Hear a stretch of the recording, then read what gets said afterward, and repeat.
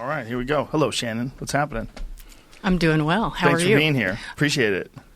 This is an incredible opportunity. I'm glad you're interested in the subject of American Indian history, and I'm glad to be here to talk about it. Yeah, I'm glad you were willing to come here. I became fascinated when I've always been sort of peripherally interested, but never really delved into it until I read Empire of the Summer Moon. And then, have you read that? S.G. Gwen's book about the Comanches and about the Texas Rangers. And it's such a crazy story that I just became obsessed. And then I read Son of the Morning Star, and then I read Black Elk. The Black Elk one was particularly fascinating to me because it details life before they killed Custer, to living on reservations, to the desperation. Why don't you, before we get started, tell people who you are, and what you do. So my name is Shannon O'Loughlin. I'm a citizen of the Choctaw Nation of Oklahoma. I've been a practicing attorney since about 2001, and I'm currently the executive director and attorney for the Association on American Indian Affairs. We're the oldest nonprofit serving Indian country. We've been around since 1922. All right. And we should tell people, if you ever listen to this in the future, this is all going on right now when the United States is going through one of the craziest times ever in terms of dealing with a virus. Mm-hmm. We're on lockdown. All gyms are closed. All comedy shows are closed. All concerts are closed. Clubs, bars, everything's closed. And some places are restricting travel.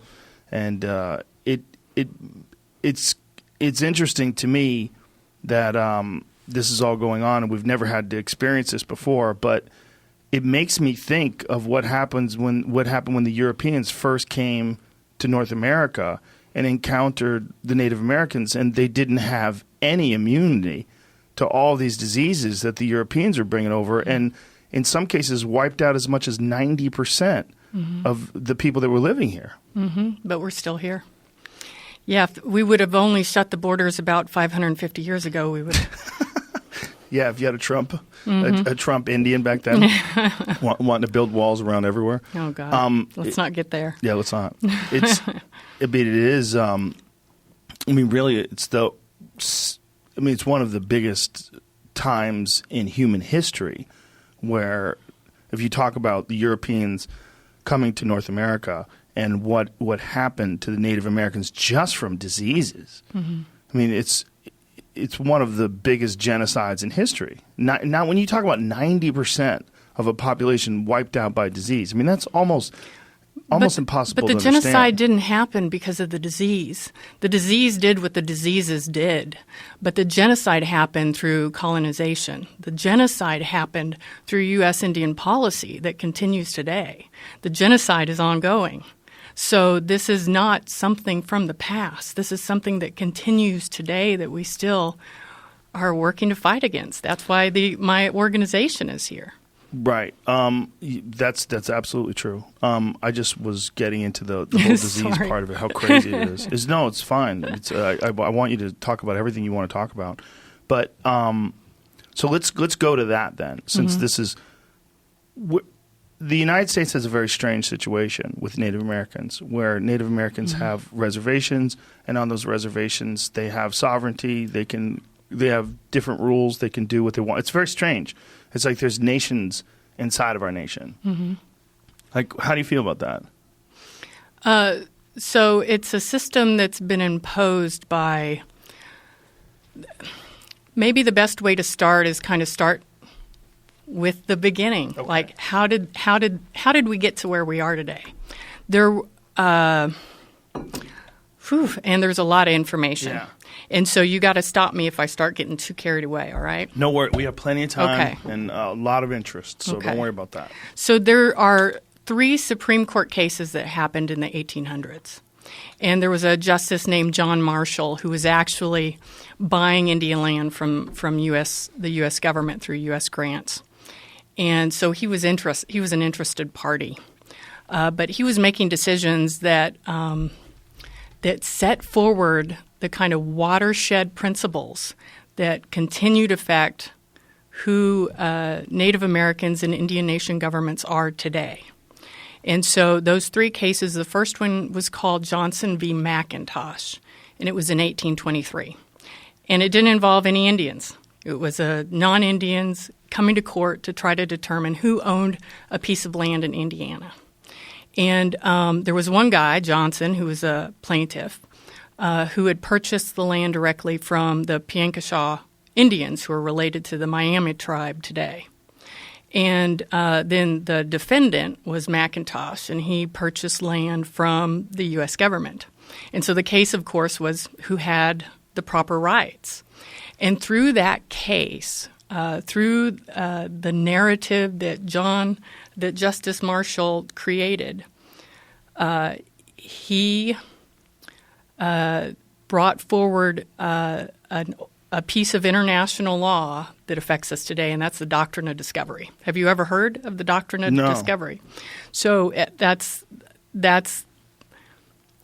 any Christian civilized European nation has the right to conquer indigenous heathen peoples. So this was the principle that this case was based on, and it set forward this weird relationship that tribes and the U.S. government have today. So if the Christian European peoples had the rights to take land away from tribes because they were an inferior race, which is this is language from the case. They're an inferior race. They're savages. They're unable to govern themselves, and they only have a right of occupancy. So that was the first of three cases that Justice Marshall decided, and of course he was an interested party in the whole thing because he had purchased land from the United States and he wanted to make sure his land was secure. The second case was Cherokee Nation v. Georgia, and this was the time during the Indian Removal Act that Andrew Jackson had gotten through Congress to remove the eastern Indians west of the Mississippi River into Indian Territory, which is, of course, now Oklahoma, Kansas, Texas area. And again, this was a case that actually the Cherokee Nation tried to bring before the Supreme Court. And before the Supreme Court could even make a decision and I just realized I didn't even tell you the facts of the case. So there was, I'm getting ahead of myself. I apologize. No worries. This is incredible experience to be here, so I'm a little bit nervous. So in Cherokee Nation versus Georgia, Georgia was trying to assert its laws over the Cherokee Nation. And so the Cherokee Nation brought this case before the Supreme Court to say, you know, the state does not have any right to assert any of its laws against us. And what Justice Marshall did is said, well, you're not a foreign nation, so you can't bring a case before the Supreme Court and determine that tribes were a pseudo-sovereign nation, that they were still under tutelage, and they needed to be civilized. Again, the same kind of inferior, savage language in this case, and held that the federal government had plenary power over tribal affairs, and that the Cherokee Nation couldn't bring this case to court. So what ended up happening is some missionaries who were serving the Cherokee Nation actually developed a case and violated Georgia laws so they could bring a case before the Supreme Court. And that case was called Worcester v. Georgia, and I think that was about 1832, 1831.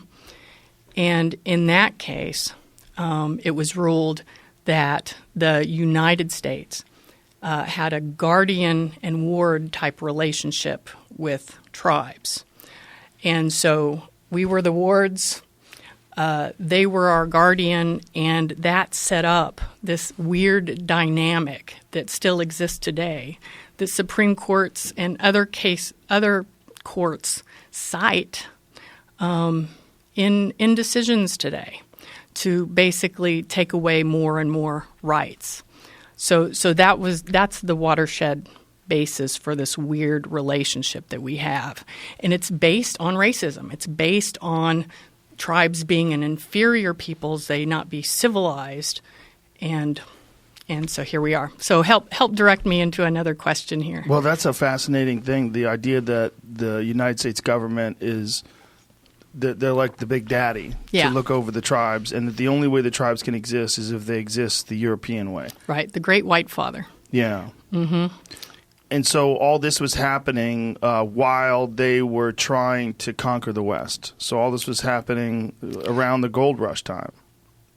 This was happening before then. So this was happening in the 1830s. The gold rush? The gold rush was 1850s? Okay, 1849, 1850s. So it was a little bit before that. And then they're basically trying to take over land. Right? Oh, absolutely. Absolutely. So Georgia wanted that land for themselves. They wanted to remove the Cherokee and, of course, the other quote-unquote civilized tribes that were in the Southeast at that time. And that's what's so interesting is because you see throughout time, and this is a little bit why I have a problem with some of the books that you've read, is because they've taken small pictures of what was going on and kind of removed the context of what was really happening. There were so many tribes across the United States that tried everything to resist or comply or assimilate so that they could maintain their way of life, maintain their lands, and continue to prosper as they had been. But the United States was obviously for a formidable opponent, and regardless of for example, the 5 civilized tribes, and their tactic was to assimilate, was to go to school and educate themselves and learn English. And even though they did that, and they did everything that the United States wanted them to do, they were forced off their land to the west, into Indian Territory. The Comanche, who you've learned about through the book, those events happened during a point in time, and that was their effort at resistance. They saw how disease wiped out their brethren from other nations. They knew that folks were coming to get them, and so that was their way of resisting being assimilated and having everything taken away from them. In the defense of the authors of those books, they did cover a lot of that. These books are in no way taking the side of the United States government. You know, most of it, I mean, the most amazing thing about Empire of the Summer Moon was just how special the relationship that the Comanches had to the land, and about how when Jessica Ann Parker, is that what? No, Cynthia Ann Parker, who was she's the photo out there of the woman that's breastfeeding her child. Right. She was kidnapped when she was 9 and assimilated with the Comanches, and then was re-kidnapped by the United States government when she was in her 30s and didn't want to go back. Right. She missed the Comanche life, and through her depictions and her descriptions of the way they lived, the understanding of it, they got a better sense of like what she missed about that life, and that they had an incredible relationship with the land. They lived basically just in teepees. They were very nomadic. They just followed around the buffalo, and they had, you know, in her way of looking at it, almost a magical existence in comparison to this really boring life that these settlers had. And when, you know, she looked at it, it was interesting because she was a girl who was born, how would you describe it, a white settler, and then from the age of 9 on lived as a Comanche. So she had like sort of a view of both worlds. And, you know, she very much took the side of the Comanches, and she wanted to go back. Like, she had spoken Comanche. In the book, there's an encounter where they bring in someone who was a Comanche to speak to her, and she grabs him. She's like, "Take me back. We're going to leave. Let's get out of here now." Like, her thought was like, we got to get out of here. Like, this way of life is bullshit. Like, I want to go back to the Comanches. But she just didn't understand that way of life was slowly going away. And her son, Quanah Parker, who is that photograph over there that's on bullets that somebody made for me. I don't even know where that came from. Somebody sent me that. But he was the last Comanche chief. And during her lifetime and her son's lifetime was the last of it. And it's a very sad story. And but it's the Comanches still live today, yes. right? Sure, in Oklahoma, right? Yes. There's quite a few of them. Yes. I've actually been in contact with some of those guys. Oh, that's awesome. Yes, it's very cool. But they don't live the way they did, right? I mean, their way of life was removed. I mean, they were wiped out in that sense. But cultures aren't static. Right. And we're not static. And I think one of the major issues that American Indians have is that we are often stereotyped into this picture. And if we don't fit that, then we're not legitimately Indian. When you first met me, what did you think? Did you think, well, where's her brown skin? Where's the feathers? I mean, this is no. I did not I don't think you did. But I guess it's a rhetorical question. Oh, hell yes. So, well, are you 100% Native American? No, absolutely not. What percentage are you? And that's. Let's talk about that. Let's talk about that. What other? So, blood quantum is an imposition from the federal government that has been used to weed out Native Americans. So the whole idea of U.S. federal policy has been to assimilate Indians, to rid themselves of the Indian problem so that land and resources could be obtained, right? Mm-hmm. And so blood quantum was one way that the U.S. government could do that. So if you didn't meet what they thought was some kind of purity test, then they could write you off, right?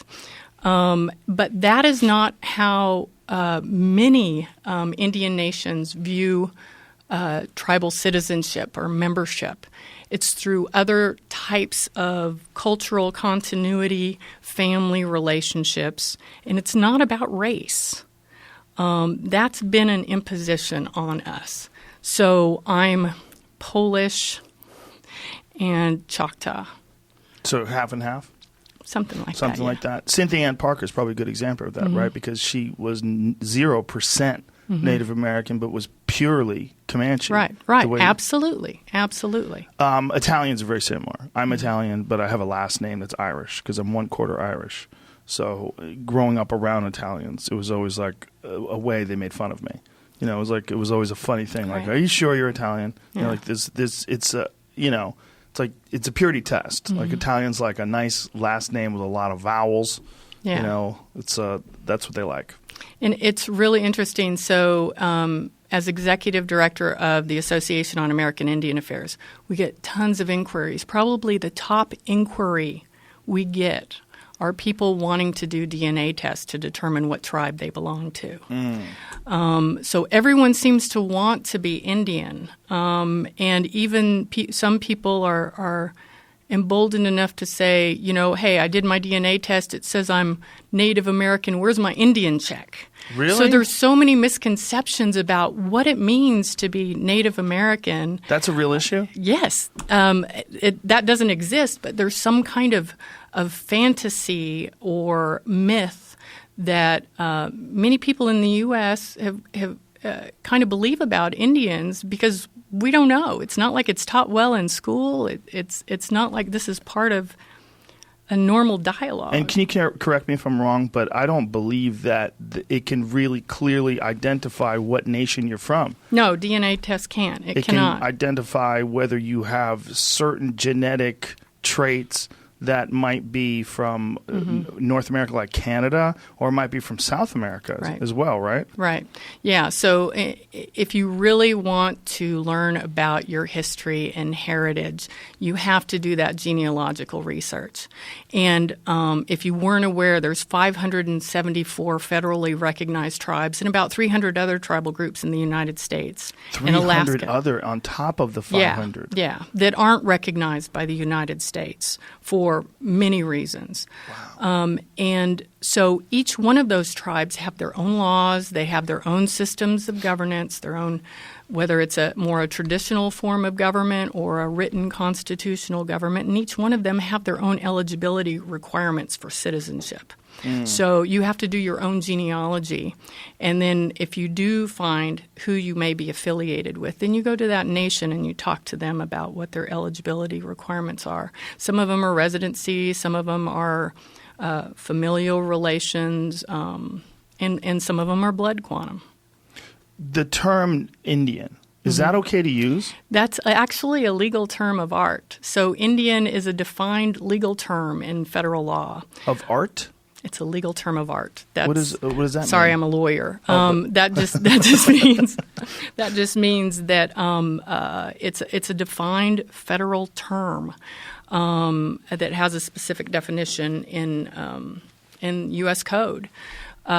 We tend to like to be called the nation that we belong to, right? Who our people are. So for you, it would be Choctaw. Choctaw, right. And for others, whatever, Cherokee, what have you. A lot of people use Native American, and that's a broad term because that really can define folks from south of the invisible border or north of the invisible border and in the Western Hemisphere. So it's a much broader term.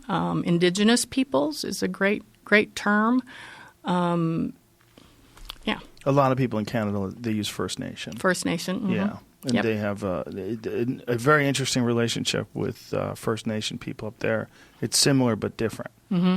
You know, they have very different rules in terms of like hunting and fishing, and they basically could do whatever they want. Whereas the people that live, I have friends that live in Alberta, and First Nation people can, they don't have hunting seasons. They just do whatever they want. They basically say, look, let's just pretend like we never invaded, and you just live how you would normally, but with modern equipment. So it's a little odd, but there's no way getting around it being odd. I think one of the things that I got out of this recent obsession with American Indian culture and these stories was realizing how little I knew about the history of this country. You might have a basic understanding of what happened that you learned in school. It's real peripheral. It's very surface. And then upon reading these books, it made me realize, like, what happened here? Like, this is what happened here over the course of a couple hundred years is almost unprecedented in history. Like, that this nation was conquered by all these invaders that just kept coming in, kept changing the rules, kept breaking treaties, making treaties, breaking treaties, wiping people out, calling things battles when they were really just massacres of women and children. I mean, there's some horrendous stories of the justification of these massacres that were no different than any other horrific barbarian slaughter that you might have heard about in history that's looked down upon. But for years in this country, they were taught as if they were actual battles. I mean, the history of this country in regards to the tribes and the American settlers and the soldiers is terrifying. It's terrifying that this just happened a couple of hundred years ago and that people are capable of these things and that the ancestors of these people are just roaming around today. And that's what this country was founded on. This country was founded on massacres. Right. And that policy has been studied by folks like Adolf Hitler and it was even included. He talked about studying how the U.S. treated American Indians in his book Mein Kampf. Really? Yes. So, but it wasn't just the battles.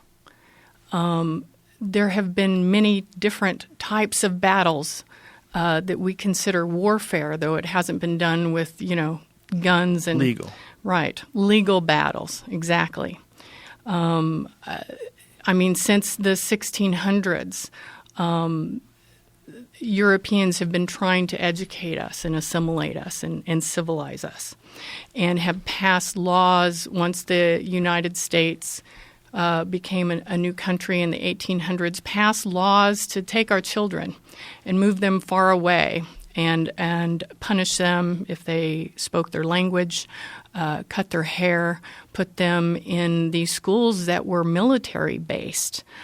And they studied academics in the morning, and then they did trade in the afternoon. And those trades were to help pay for the schools. So they were basically indentured servants, slave labor, making sure that the school could have enough funds to pay for their own education. And the boarding school history in the United States and Canada has horrendous stories. And these schools were funded by the U.S. federal government. And the association and other groups are trying to get the United States to release records of who were the children in these schools. We think there were about 500 boarding schools across the United States, and about at least 20,000 children that we can figure out were killed, died in these schools. Jesus. Yeah. So there's the Carlisle. Some of this work has been done at the Carlisle Indian School in Pennsylvania, which is now owned by the Army Corps of Engineers. And there are some tribes that are trying to repatriate their children that are in graves there and bring them back home. So this has been a process all over the country trying to figure out, who these children were, where they belong, and to bring them home. And it's been a really difficult process for the organizations involved. How did so many of them die? Disease, not being fed, working too much, all those things that could kill a child. And all these things, there's records of all these different children and the places they stayed? No? We haven't been able to, folks that are doing this work have not been able to find all the records. And like I said, the federal government probably doesn't have the records, probably has mismanaged a lot of the records regarding these boarding schools. And there were different times, there have been different eras of Indian policy where the federal government was like, oh, wait, this isn't working. Let's get out of this business of teaching Indians. Let's give it to the churches and let them do it for a while. And then it would come back into the federal government. But the churches would have it. And, of course, we've heard all of the horrible things that different churches have done to children, and there are still many boarding school survivors today that can tell those stories of abuse, sexual and physical, and who still live with that today. There's an organization called the Native American Boarding School Healing Coalition that is really working on these kind of issues and are pulling together the stories and are also working with survivors to try to heal from that trauma that's not just theirs, but it's this intergenerational historic trauma that has been with our communities for a couple hundred years now. So there are a lot of stories like that, and this is U.S. federal policy. They would while the U.S. was building the reservation system and putting tribes kind of in these blockades, if you did not send your child to school, you weren't given rations. You weren't given your food. If you practiced your culture, you could be killed for practicing your culture, using your language,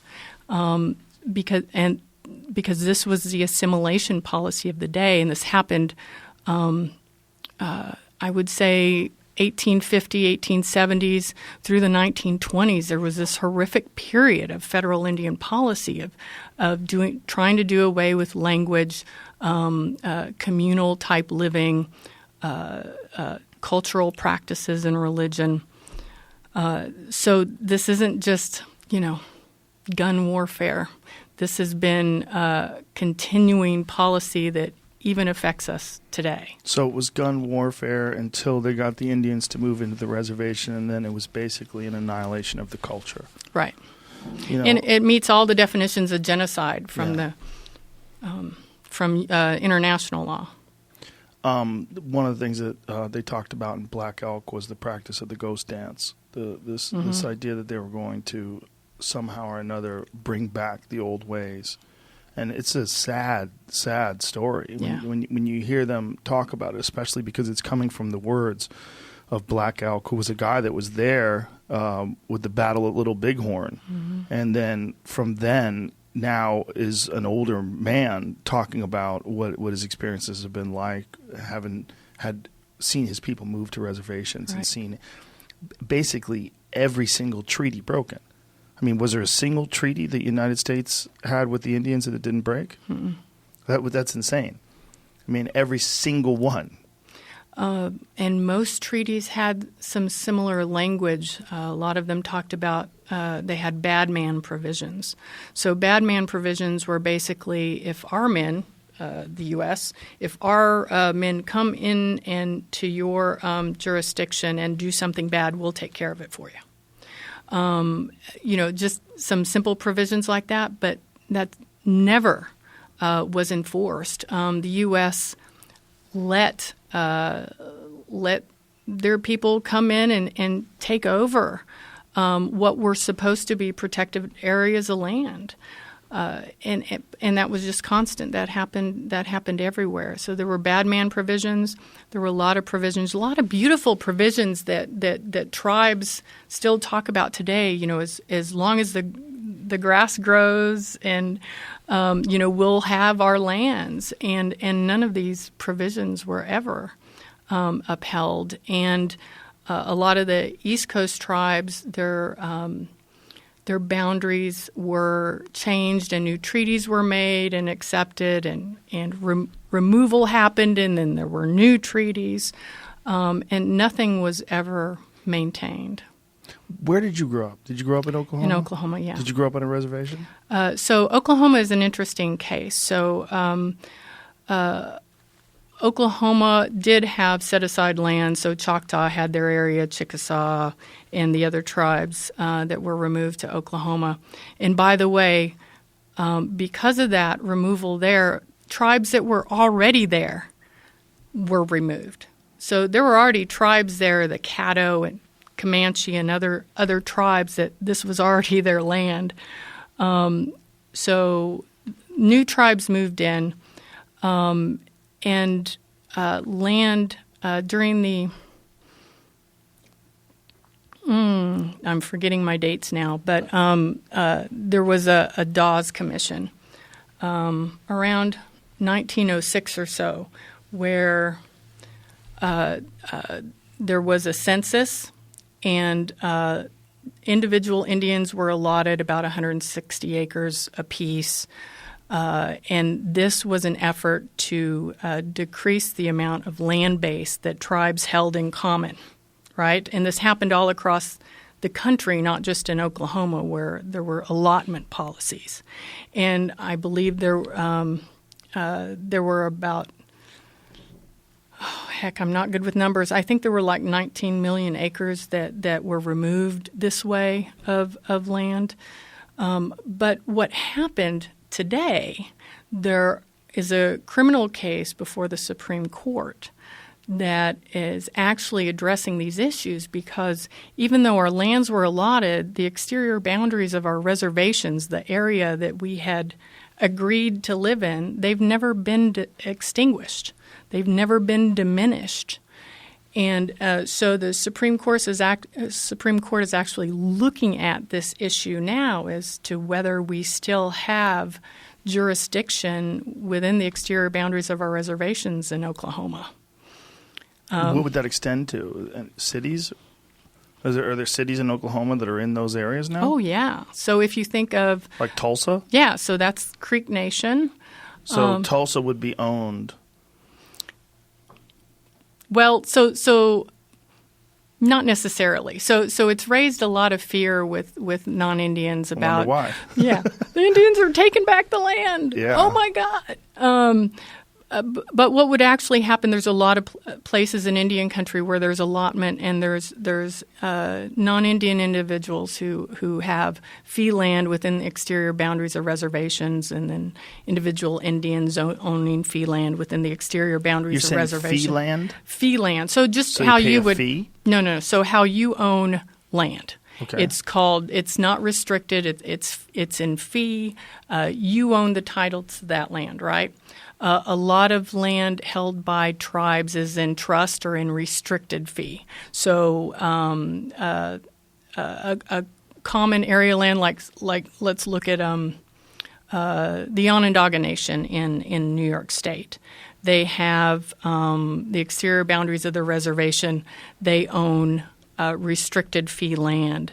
So they own it, but they can't sell it without U.S. permission. Right? Trust land is similar, and it's treated the same as restricted fee, but it's held in trust. So the U.S. has more control of what happens on that land, or has been seen to have a little more control than it would in just restricted fee. But within the exterior boundaries of the reservation, you can have this checkerboarded ownership of land of non-Indians and Indians, but that doesn't necessarily mean that the tribe has jurisdiction over the non-Indian fee land. And the civil and criminal jurisdiction issues on an area of land like that is extremely complex and continues to be argued in the courts. And most of the time, our jurisdiction... Most of the time we lose those cases, especially since the 80s and 90s and up until today. There was really a change in kind of how the Supreme Court decided Indian law cases. So if we go back into the history of federal Indian policy, you see this kind of weird schizophrenic, those Marshall cases that I talked about. They really set forward kind of schizophrenic principles that Indians are sovereign, but they're just a ward and they're uncivilized. So we have to take care of them, but they're sovereign. And so you have at different eras of time policymakers who support tribal sovereignty and will use those cases to help support that sovereignty. And then there are other administrations that come around.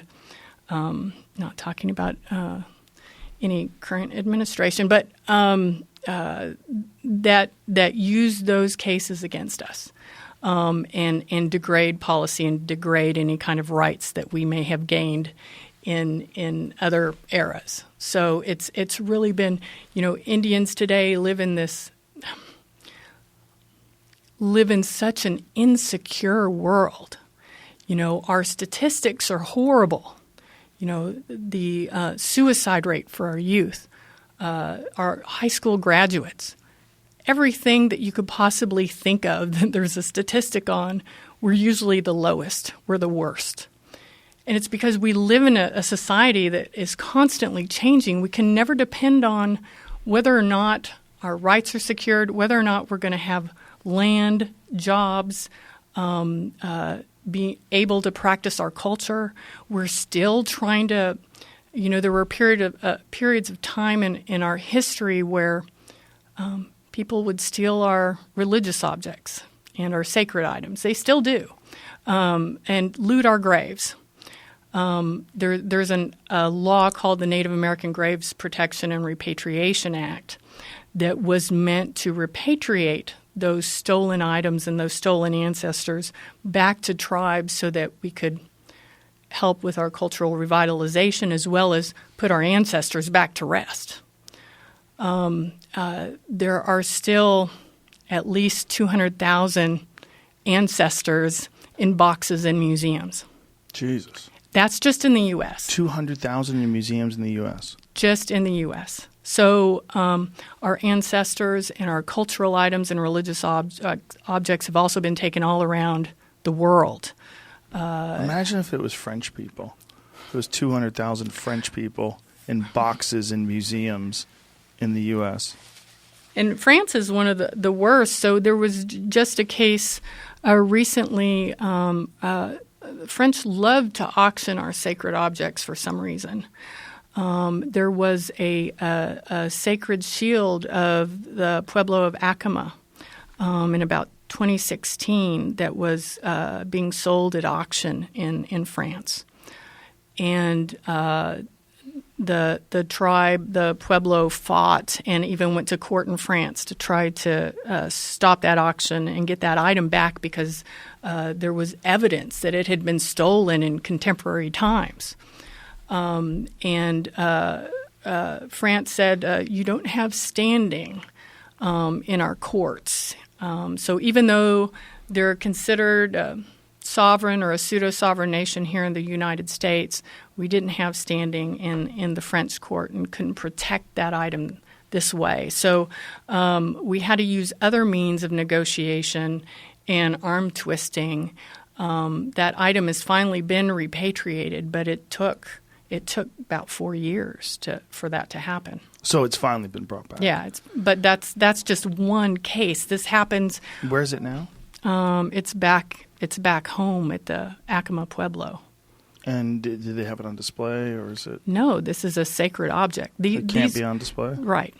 These are items that are used for religious purposes. They're protected sacred items. And the association, we were fighting with the Metropolitan Museum of Art last year and the year before because they were displaying items from a private collection that were sacred. One item was even a funerary object, was an item that is never supposed to be seen because it's buried with the ancestor. And it was on display. And without any kind of consultation with the tribes affected, it's horrendous the way we still look at Indian people and our cultures and our practices today. We're still being called heathens. There was an article, I think just last week, there was a religious man saying that we're heathens because we the sage that I gave you, because we burn sage as one of our medicinal and spiritual practices. That was the reason why they were calling you heathens? Yeah, and this was just in an article last week from a Christian group. Oh, well. Yeah, well. I'm a heathen too to them. Yes, we're all heathens. Yes. It seems like the issue of what we were talking about with youth suicide, high school graduation, drug addiction, all those problems, those are the most massive ones. And what could be done to try to mitigate these problems?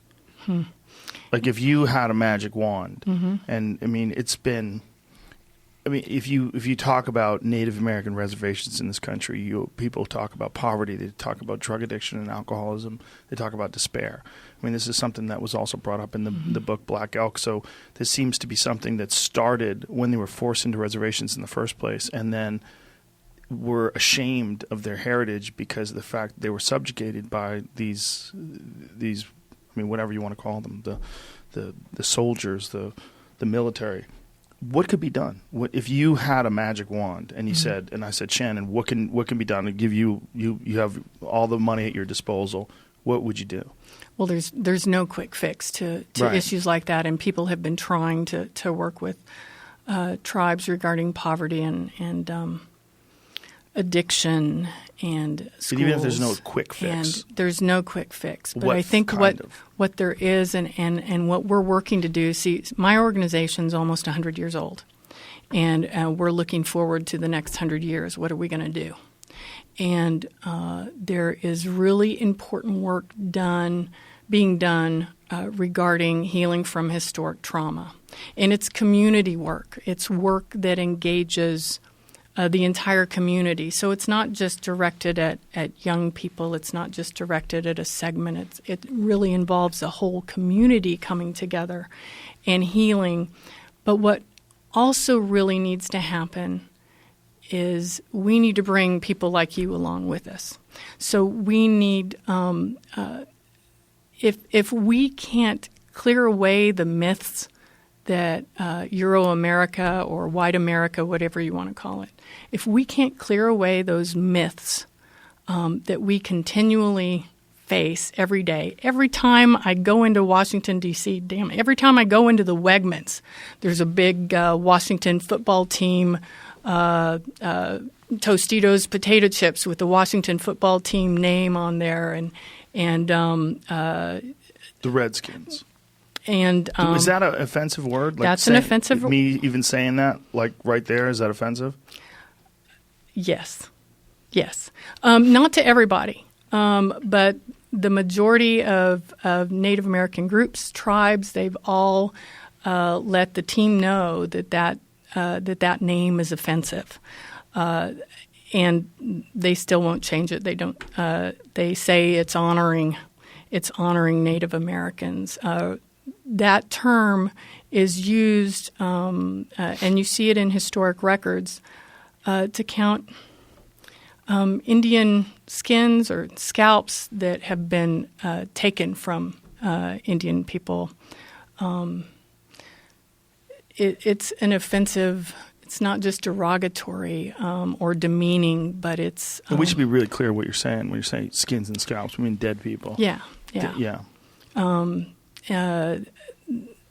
Yeah, and sorry. No worries. Listen, this is the number one reason why I wanted to have you here. I mean, I want it from your perspective, because for us, we get, oh yeah, that's an offensive word. I heard that's offensive. The majority of people are not talking to someone who's deeply ingrained in Native American issues and culture like you are. So you could explain to us that, I mean, it makes sense, right? I mean, if it was, think of some derogatory term for someone somewhere. I mean, even if it was like kind of derogatory, like if they were called the Washington Krauts, and it was all based on Germans, like a lot of German people would probably be really pissed off at that. Like, hey, that's kind of shitty. Like, why are you calling us that? But it's the Chiefs, Kansas City Chiefs, right? Like, what other Native American names? There's been a ton of them, right? Yeah, the Braves. There's a lot of Braves. Indians. Are the Braves still around? Yeah. Yes, they still have that name. So, has anybody given in and changed their name? Yes, there has, and there's been really a movement with high school, colleges, and I don't know the status of any, as far as NFL or national teams. Syracuse University had a derogatory mascot that they changed some years back because of the tribes there that are now in the state of New York fought for that. What was that mascot? I can't remember, but now they're some kind of like orange. It's an orange? All right. It's super orange. Yeah, but that's not hurting anybody's feelings. Yeah, exactly. Orange. Exactly. But if we're ever going to fix these issues, I think we really need to start with our public education system. We need to teach people that Indians are still here, we're still alive. It's amazing how many people don't even realize that Indian people exist outside of casinos. It is kind of crazy if you think about it. There's not another culture that gets teams named after them. We have Indians all around us all the time. Just go to the grocery store and buy some butter or some baking soda.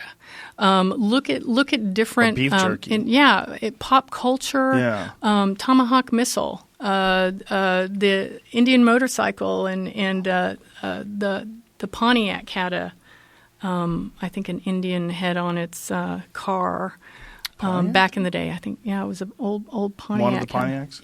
Had. It's all over our culture. It's all around us, but yet we don't even realize that what that means. Yeah.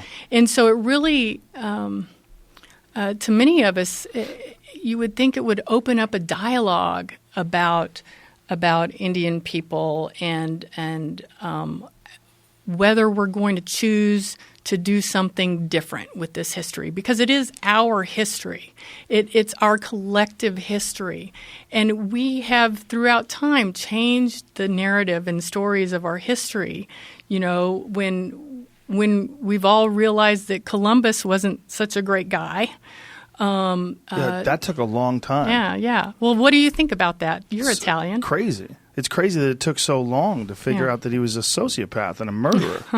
I mean, when you read the accounts of the different religious people that were traveling with Columbus that wrote, I forget what they were, what their designation was, but there was one journal that detailed what they did to Native American babies, shatter their heads on rocks and cut people's arms off if they didn't bring their weight in gold to them.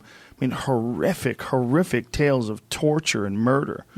And it's like, how is this the guy that we have a day off for? How is this Columbus thing? You realize, well, Columbus was a conqueror. I mean, he was just a symbol of the times. I mean, 1492 was a brutal time in human history. And when they arrived, they really didn't even arrive here, but when they arrived wherever they did arrive, it was the worst thing that could have ever possibly happened to the people that were already living there. And that this guy is somehow or another, a part of our folklore. 1492, Columbus sailed the ocean blue, and all that nonsense. And meanwhile, he's a fucking murderer. And it's kind of crazy that they knew this, but it took until now. I mean, didn't they change it to Indigenous Peoples Day? Well, there are still cities, counties, states that are still in the process of changing that. I'm not sure. I think there are some cities in California that have already done that and celebrate Indigenous Peoples Day. Columbus, Ohio is not named after Columbus, though, right? Isn't it named after another dude? No? What's it named after? Columbus? It is? Giant statue of him in front of City Hall. Change that shit. Talk to your people. It's a little late. You got a Columbus hat on, bro. It's the Cleveland hat. It's the Cleveland Indians, which makes it worse. I'm sorry. Jamie. It's not. You piece of shit. I'm sorry. I was trying to ignore that over there. I'm sorry. Thanks a lot. Thanks a lot. I feel really welcome now. Jesus Christ. That's right. The Cleveland Indians. Another one. I forgot about the Atlanta Braves, the Washington Redskins. It is nuts when you stop and think about how many American teams are named after Indians. Animals and Indians. Columbus, man. Fuck you, Columbus. Change your name. What would they change it to? Just name it after a lake or something. How about name it after a cool Native American? Would that be okay? Yeah, that would be all great. Right? Who would you choose? I would consult with Native Americans before you did that. They would have to be someone from Ohio? Like what nation is in Ohio? Well, there's not any now. None?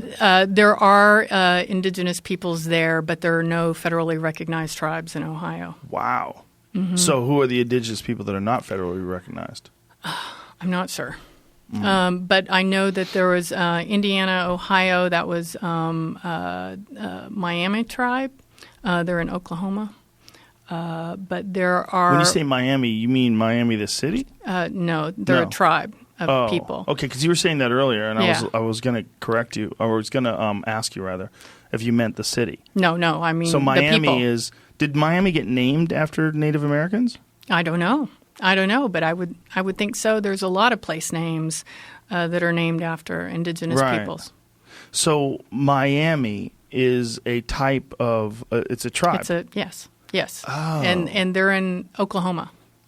How confusing. They're in northern Oklahoma. They probably said to Miami people, you can keep it. Crazy assholes. But what's interesting in these states like Indiana and Ohio, where indigenous peoples have just been removed wholeheartedly, is that tons of archaeologists and other people that like to loot, they have taken so many things out of the ground. There was a case that the FBI actually got a hold of in Indiana, a gentleman by the name of Don Miller, who had a huge ranch house and farm, and it was just full of Native American artifacts, including human remains, and there were even items from other countries that he had looted and taken. And the FBI actually investigated that, and because the man was like 90 years old, they didn't prosecute him, but they were able to take back those items, and through that Native American Graves Protection and Repatriation Act, they've been consulting with tribes to repatriate those items back. But that looting and collecting in areas like Indiana and Ohio and Jimmy other places, actually has it up on the screen here. Oh, yeah, here it FBI is. finds 2,000 human bones among antiquities seized from man's home. So where did this gentleman get all this stuff? His collection was Native American, including the bone. Tim Carpenter of the FBI told media outlets that there half it is. Miller reportedly admitted he'd conducted illegal digging expeditions, but he never faced criminal charges before his death in 2015. Right. So this guy was just digging stuff up and just showing it around his house. And there were rules against this? Oh, absolutely, absolutely. And so if it's on land that, say, what if he owns a ranch? How does that work? Like if you're So it's dependent. And a lot of the things that he had, it wasn't clear where he had got it from. He didn't even know or remember or keep any records of where he got a lot of the items. So our laws are really screwy with this too. So federal and tribal lands are protected. So public lands, parks, and tribal lands are protected lands. You can't go and dig in federal or tribal lands without a permit, among other things. But just in state private lands, it's really dependent on what the state laws are, and it's really inconsistent whether those whether looting is protected or not. And so that's where it's interesting, because there's a lot of gigantic ranches in Texas that are privately owned that were originally Native American hunting grounds. There's ones that a friend of mine has hunted on that they have these pictographs. You go inside these caves, and this is on private land. Someone owns this. You go inside these caves, and there's ancient artwork all over the walls of the cave. And signs of fire, like soot on the ceiling of the cave where they lit campfires. Like this should probably be some sort of a historical site. Right, and it's usually not protected, and people get real angry when Indians try to get involved in where there may be development that will have an effect on a burial site, a sacred site, or other type of site. People really get angry, and so it's really hard for tribes to work to protect these areas, work to learn about what the areas are even about. There's been so much amateur archaeology, and this whole country was founded on amateur archaeology. Let's dig up, look at what we found in this grave. Everyone was looking for gold and other special things, and oftentimes they just took whatever was in the grave and created the antiquities art market, which still is all over the world today. So the association is constantly looking at auctions and trying to return items that private collectors have obtained improperly. We just got a human vertebra removed from a U.S. auction just a couple of weeks ago. They were selling it because they said it had an arrow point still in, so that has value in some markets. And they had done DNA on this to prove that it was... they were selling it as a Native American vertebra. It was from a collector in Massachusetts. Well, how could they prove that it wasn't just a settler that was killed by an arrow? Right. I don't know. And so that's the thing about trying to work with auctions and private collectors is they often don't want to work with us because they're trying to make money. So oftentimes items, whether they're religious objects or human remains, they have a story or what's called a provenance associated with them that is often made up. to drive the price of the item. So whether that was a legitimate vertebrae of a Native American, we don't know because we can't get that collector to talk to us. So the collector's under no obligation by law to talk to you? No, that's why we try to send the FBI and our friend Tim Carpenter to them. So how would they determine? I mean, wouldn't they have to do a DNA analysis of the bones and try to figure out who the person was? Well, the DNA analysis isn't necessarily going to tell you where it came from. It could tell you that it was Native American. Would they even be able to get that out of bones? I don't know, I'm not a scientist. But there was a case really not that long ago called the Kennewick Man Case. I don't know if maybe you heard of it, but it was an ancestor was uncovered in the state of Washington, and he was old, and the universities involved in the Army Corps who had possession of it were going to repatriate it to appropriate tribes. And what ended up happening is that academia stepped up and said, hey, wait, this isn't Native American. We think he's something else. And for years, Native Americans fought to get that ancestor, the ancient one, back. And finally, after a court case that deemed the item that the ancestor wasn't Native American, DNA test was done, and it was indeed Native American, and the ancestor was finally repatriated. Can I ask you how that works? So, listen, you said there's 500 recognized tribes, many more that are unrecognized. Mm-hmm. Who would that go to? Right. So, like, say if you won and it's brought back and given to Native Americans, to who and to where? Right. So let's look at the best case scenario. In a lot of museums have maintained records that may have human remains and associated funerary objects, and have enough information to know where that came from, what site it was located at, what county, what state. And we know from tribal histories as well as federal U.S. Documentation that area was likely affiliated with this tribe or that tribe, or maybe several tribes. And so consultation occurs under that law about those ancestral remains and funerary objects, and it's determined where those items should go back. In the worst case scenario, where there's not any information, oftentimes evidence of who were the collectors that were giving to that institution? What has been the history of the institution, and where has it obtained different collections? And through that,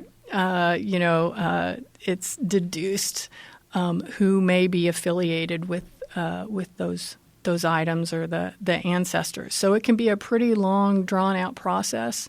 But what's interesting about it is museums and other institutions fought this law for a long time. And they said, well, all of our collections will, we won't be able to fulfill our purpose as a museum or an academic institution to study these things. It's like, well, hell, you haven't studied it in 100 years. They haven't? No. Most of these, when people work to consult with museums, most of these items are in boxes and often poorly managed and maintained. So they're just sitting somewhere in storage. Right. So the museum owns it and they're kind of hoarding it? Yeah. Interesting. Yeah. So this Kennewick Man, can you pull up some information about that, I'm reading Champ? a story about it right now.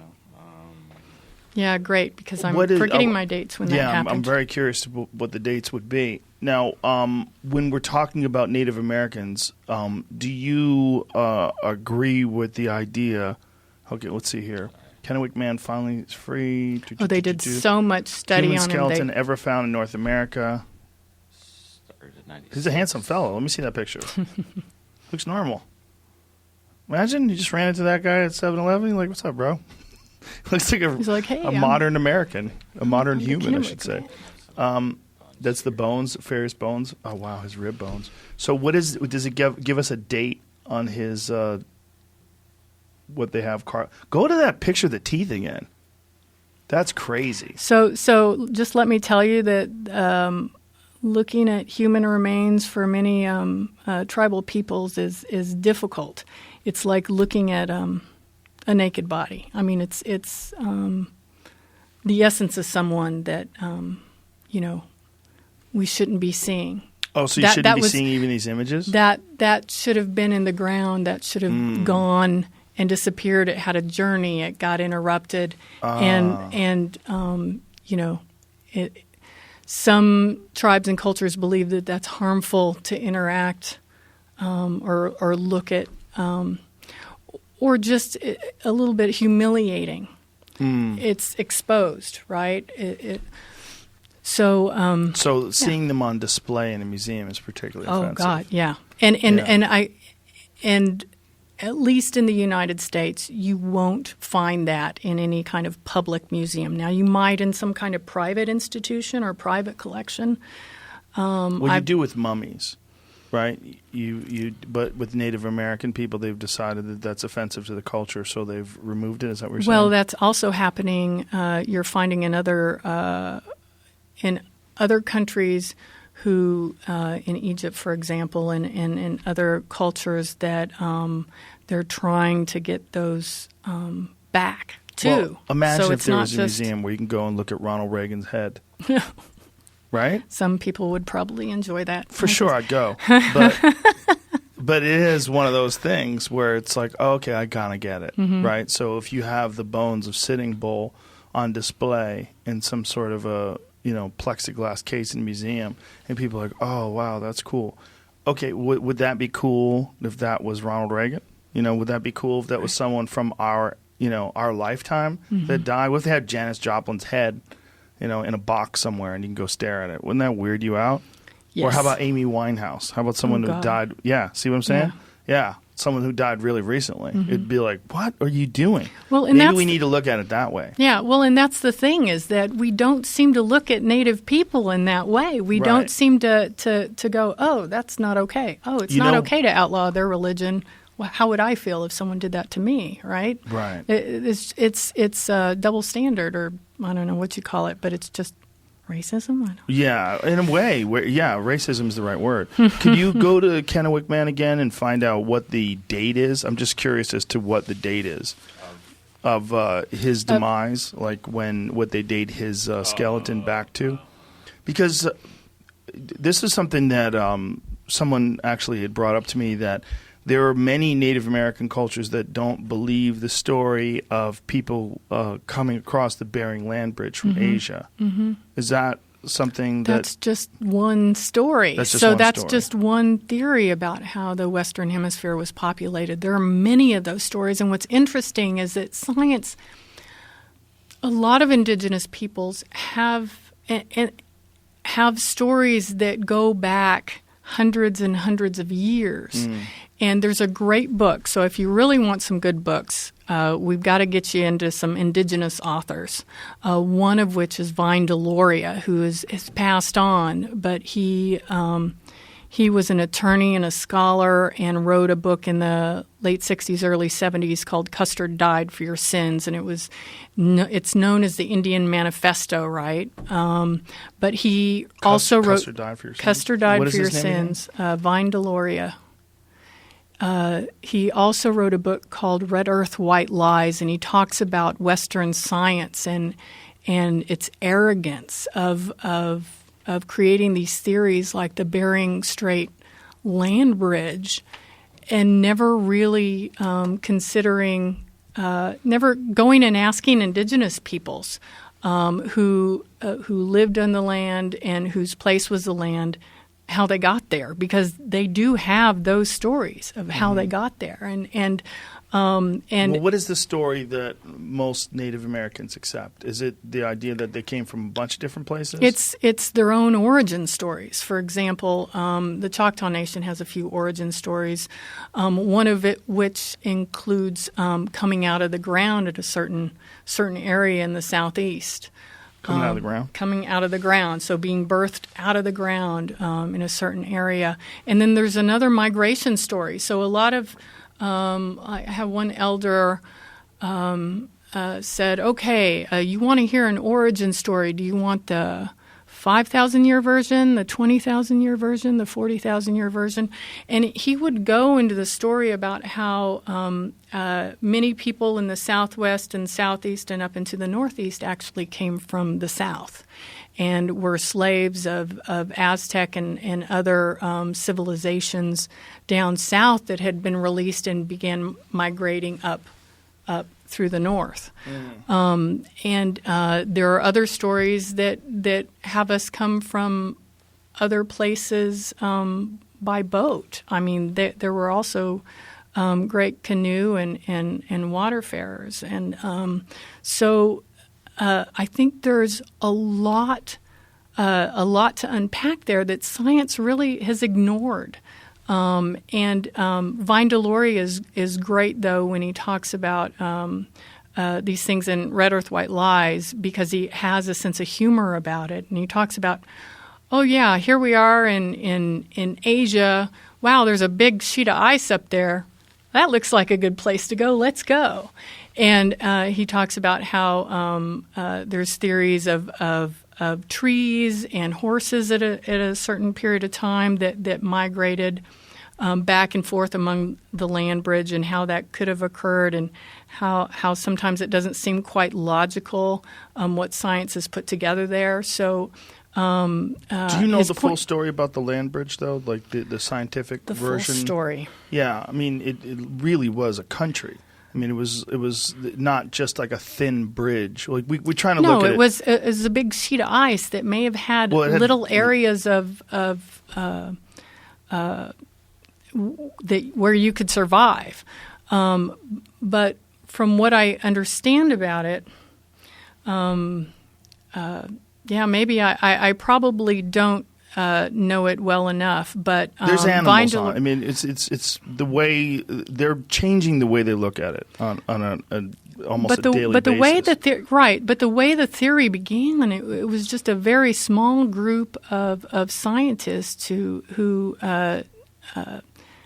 made a determination that this was the way that the Western Hemisphere was populated, and what a lot of indigenous scholars contemplated was that was an easy way to basically devalue our place in the Western Hemisphere. Okay, so that that's we the came resistance. from somewhere else. Yes, that's the resistance. The science behind it is that the oceans were lower. Mm-hmm, the oceans were lower during the Ice Age, and they believe that area between Asia and North America was not just like a land bridge, but was a land mass that was populated with animals, and that it would have been a natural progression for human beings to make their way across that. In fact, it's a funny story. There was a guy who was a Mormon who was trying to prove that Native Americans were the lost tribe of Israel. Right. And do you know the story behind that? Oh, yes. Yeah, so he did DNA tests on Native Americans and find out that they actually came from Siberia. Mm-hmm. That's one of the scientific substantiations of the landmass theory. Mm-hmm. Mm-hmm. But there are other migrations that are still left. No, I'm 100% convinced that people have been traveling the world. I mean, just like the Polynesians landed in Hawaii. Mm-hmm. You know, I mean, people have done wild shit from the beginning of time. I mean, there's so many confusing artifacts and things in North America and South America, particularly the Olmecs, that they believe are somewhere in the neighborhood of 6,000 years old, that have very African-looking faces in their carvings, or at least, you know, like very thick lips and thick faces. I mean, it's really interesting. And then they don't know where they came from. They don't know much about their culture at all.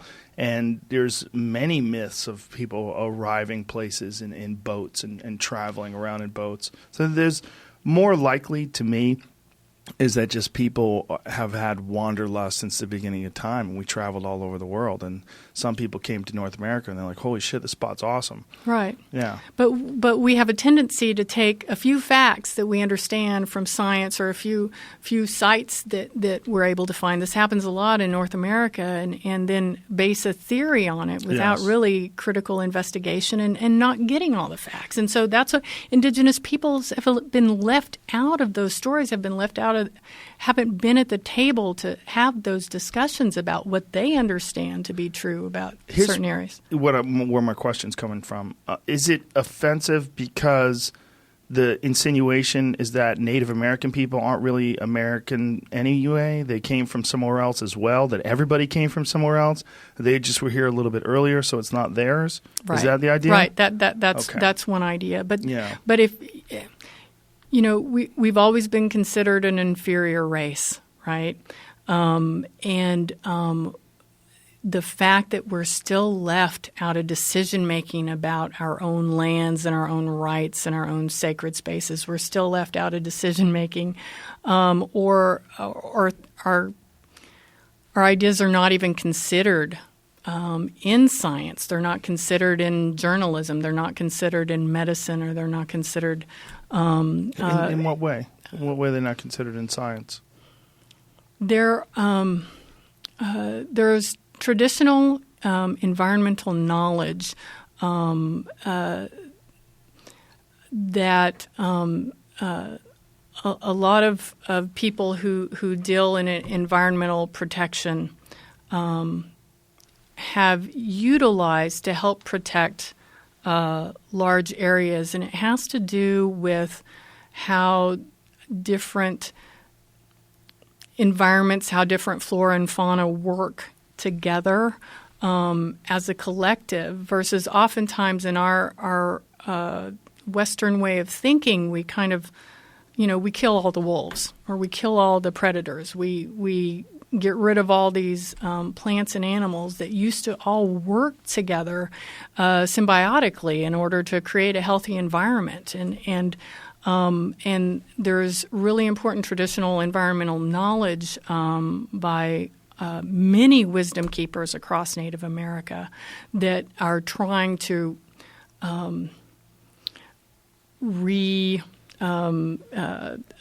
implement the things that have gone wrong in their environments, and trying to replace what has been screwed up.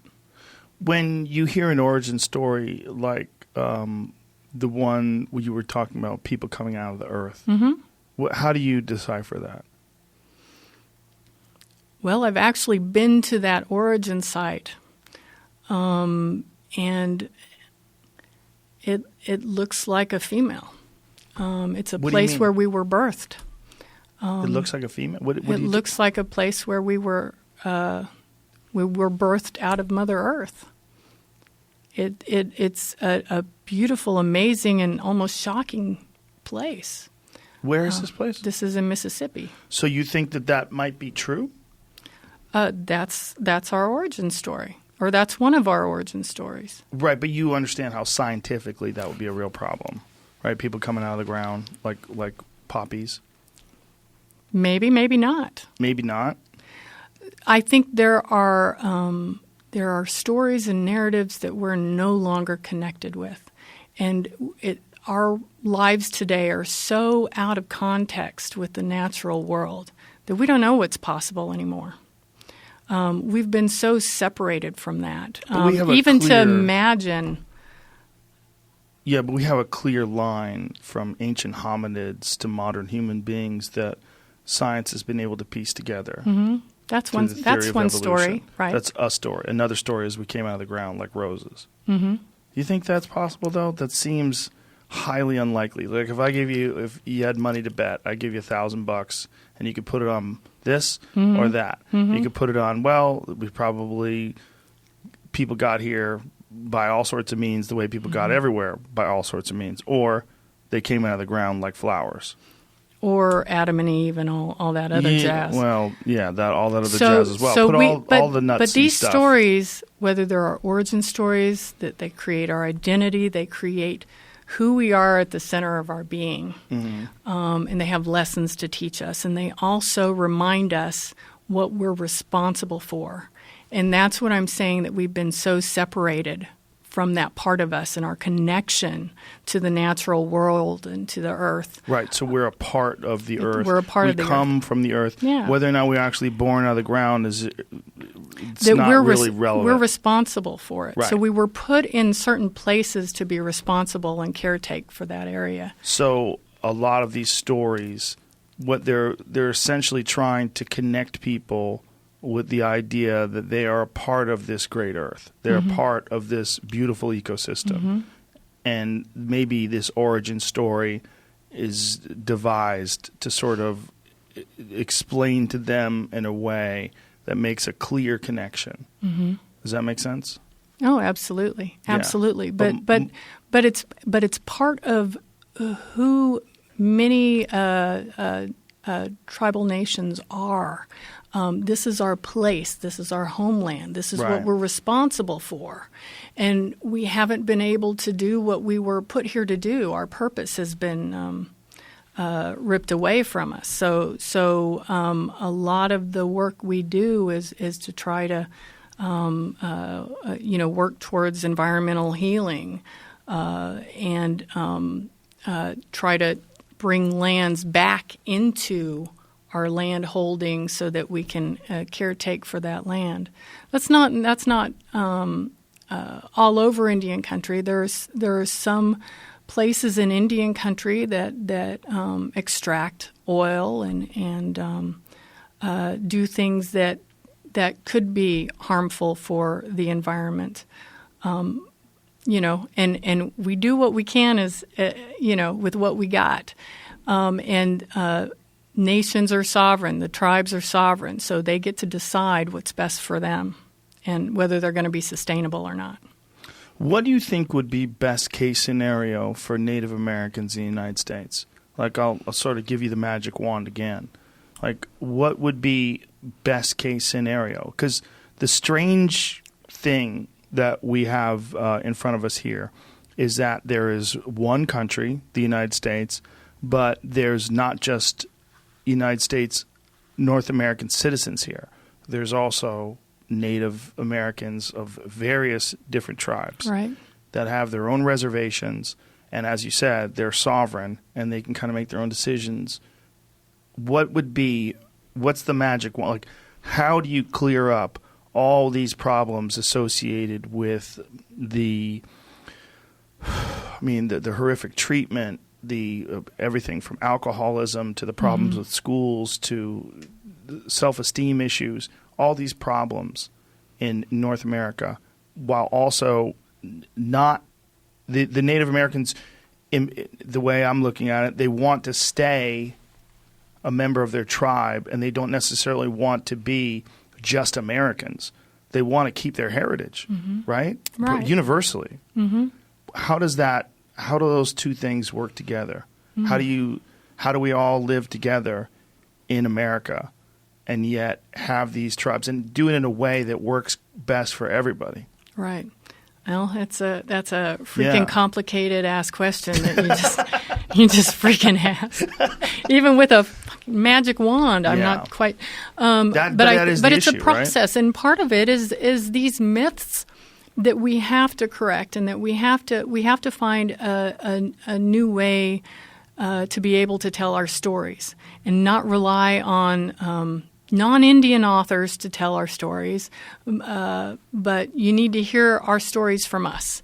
We need to be able to tell our stories and to reteach the general public about who Native Americans are, where we've been, and where we want to go. Where do you want to go? We've had this kind of pretend fantasy world about Indians. Pocahontas, Columbus stories, Custer. They've all been stories that have fed into the American politic in a certain way at certain periods of time. And what I want is that this is the time now where tribal nations have a lot to lose. And we're in a current administration that is trying to terminate us once again. What are they doing differently than other administrations? Well, they just they are taking land out of trust status. They would. There are groups that are attacking the basis of federal Indian law and the rights that we do have. So there's an act called the Indian Child Welfare Act. It was passed in 1978, and it's an act that the association was heavily involved in to get passed. And it started with some work with the Spirit Lake Sioux tribe. And a woman came to the people back then and said, they took my kids. They stole my children. And after investigation, it was found that it wasn't just happening at Spirit Lake, but it was happening all over Indian country where state welfare workers were taking Indian children in a disproportionate rate. A quarter of all Indian children during that period of time were taken away from their own families and adopted out to white families. And so the Indian Child Welfare Act required state courts to do things before a child was taken away from its tribal nation. There are groups now that are working to dismantle that act. And for what purpose? And that's being supported because they think it's racist. So it's like they've taken it and are looking through a backwards mirror. Yes. Wow. So instead of it being an act that was passed to protect our children and to make sure that children had ties to their culture and their families, they're saying that that's not in the best interest of children. So they're still looking at Indian tribes as we can't take care of our own kids, that our way of life is not acceptable. And other adoptive families would be better. And what's interesting is that the Indian Child Welfare Act doesn't prevent non-Indian families from adopting children. It just requires a certain process to make sure that the affiliated tribal nation is involved in that placement and adoption process, and so that the child can maintain those connections, or that they tried to find a family that's more culturally appropriate for the child. So there's just been actually it came out of the Goldwater Institute, which is a Goldwater when he was a senator. He actually voted for the Indian Child Welfare Act, but today the Goldwater Institute is actually funding cases around the nation to attack the Indian Child Welfare Act. What is their reason behind it? I mean, what are they trying to achieve? They say it's not in the best interest of Indian children. And even though there are child welfare organizations around the country that say the Indian Child Welfare Act is actually the gold standard in child welfare, and that we should be utilizing those principles that are used in the Indian Child Welfare Act to protect all children to maintain familial connections. When I'm asking you this in terms of like if you had a magic wand, what do you do? The reason why I'm asking you this is because I've thought about it. I've sat down and tried to go over it myself, and I don't see a solution. It's what's so strange to me is that we have nations inside of our nation, and I don't want to end it, and I don't want to continue it. Neither one makes sense to me. Like to end it would be to say you're forced to assimilate. You no longer have sovereignty. We're going to break the last treaty and disband the reservations and make everybody just be a United States citizen. That seems crazy. Well, everyone is a U.S. citizen. So citizenship was forced on us in 1924, I believe. But I mean a U.S. citizen like I'm a U.S. citizen, right, where I can't start my own casino and I can't just do whatever I want to do. But do you understand why that is? I mean, yes. I guess we. No, I do. No, the reason why I'm saying it this way is because I'm just trying to look at it like from an overhead view. Like if I was an alien and I was trying to sort this out, and I had no ties to either culture, I'd be like, what do you do with that? Like, what do you do with that? Like, I understand that these people have been massively fucked over, that the genocide was perpetrated on their race, that they were wiped out both with disease and by military actions and soldiers, and treaties were broken. I get it. But the state they're in right now, when you look at what we're talking about with these reservations, the horrific conditions and the problems with drug abuse and alcoholism and suicide and despair and self-esteem and all these issues, like, what is the solution? What would be, I mean, if there was an unlimited budget, like, what would you do? If you were, like, if it's President Shannon, if you got elected, you could win, right? You could be president. Anybody could be president. Yeah, I think so. Right. So if you won and you became the president and you ran on the part of what your platform was fixing this gigantic sore that we have in this country, our relationship with the tribes, what would you do? Unlimited resources. You do whatever you want. Well, I don't know if it has anything to do with the tribes. I think it has more to do with the general public. Okay, well, and then it's the about general changing perspective. I think if we're properly educated about history, I think if we really understand who Native people are and their importance here and their importance to continue as sovereign tribal nations, and it has to start with public education. We have to recreate what's important to us here, and I think Indian nations have been here. I think they're a symbol of amazing prosperity that the country could have, and we've just never tapped into it. And I'm talking about just principles and values that we don't seem to hold anymore in this country. Appreciation of nature and our symbiotic relationship with it. I feel like you're kind of being sarcastic. No, not at all. No, not at all. I think that's one of the major problems we have in this country is we don't have an appreciation of nature. We really don't. You know? And it's not just an appreciation of it. I think it's a connection to it. We can't survive without it. And we're so interrelated to everything that happens on this earth. And we don't look 7 generations ahead of us to see what our decisions today are going to do to us in the future. We're constantly looking for the dollar today and how that's going to reward our efforts today. And we're not looking how, what the lives of our children are going to look like, what the lives of our great-great-grandchildren are going to look like. And I think those are the kind of values that we need in our country now. And I think that's what's being debated in the Democratic campaign right now. Where are our values? Are we going to, continue to support corporate society and corporate-sponsored everything, or are we going to start looking at what we want, 100 years from now? Well, that's certainly what's going on right now with the Democratic debates. Yeah. Yeah, and it seems like corporate's winning, even though their spokesperson could barely talk, which is hilarious. I mean, it just shows you how strong money and media and the influence of the DNC is.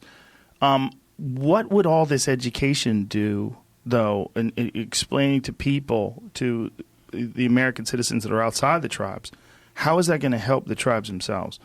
What can be done to help these problems that we've already detailed, the problems with alcoholism, the problems with suicide and despair and self-esteem, all these horrific conditions that exist on many, many tribes? Well, part of that is not anyone's problem but ours.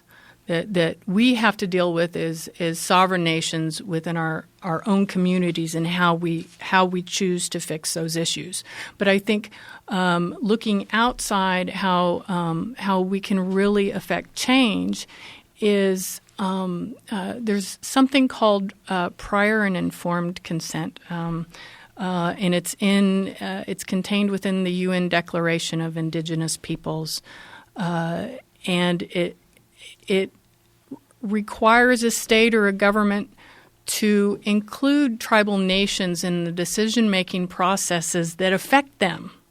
So this administration has been horrible at it, absolutely horrible at it. The Obama administration was much better. But we need to be we need to be the decision makers in the things that affect us. So if you are going to bulldoze and blow up our sacred sites to build your border wall, it seems like the proper thing to do first would be to have a conversation with us and for us to make a decision about how we can do that a little bit better to protect those sacred sites and natural springs and other things along the border instead of just blowing up everything. Where was the situation that was happening during the Obama administration where they were trying to put a pipeline through and they were hosing people down, and right. it was on private land, and they were going through private land, and people were protesting it, but they were forcing it through anyway? Where was that? That was Standing Rock up right. in North Dakota, and that's still going on today. In fact, I think this week there's a hearing. The Fort Laramie Treaty, I think, is affected by that. So. There are some land right issues there, but we're talking about burials in sacred areas, not to mention water quality.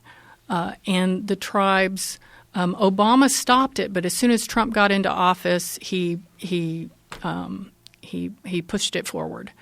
And did not consult with tribes, and it's been a fight ever since. Same thing happened But Obama was going through it initially, and then they put a stop to it right before he left office. Right. Right. Right. I mean, I'm so cynical. I wonder how much of that is horseshit. How much of that is, we'll put a stop to it.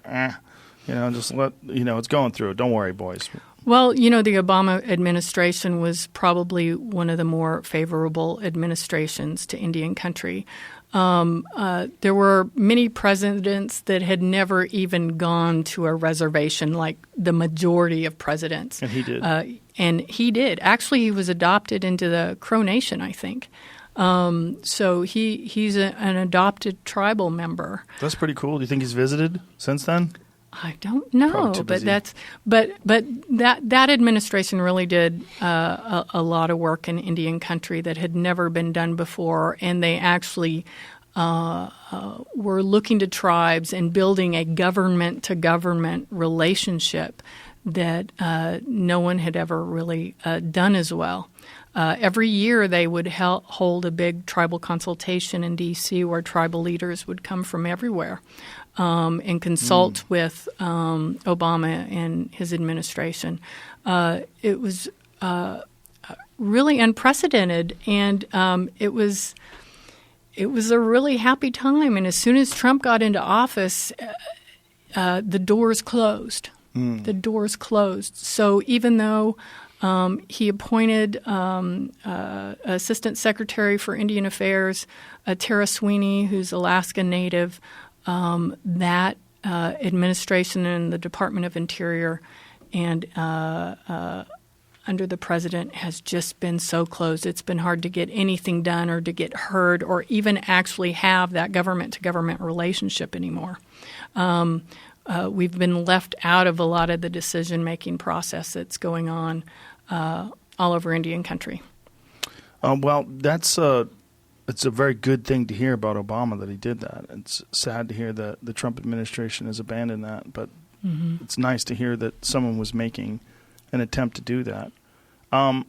So what I'm getting is that there really is no long-term solution. There's no solution. You're saying that the tribes kind of have to deal with. I think there's a lot of solutions and a lot of moving parts, and I think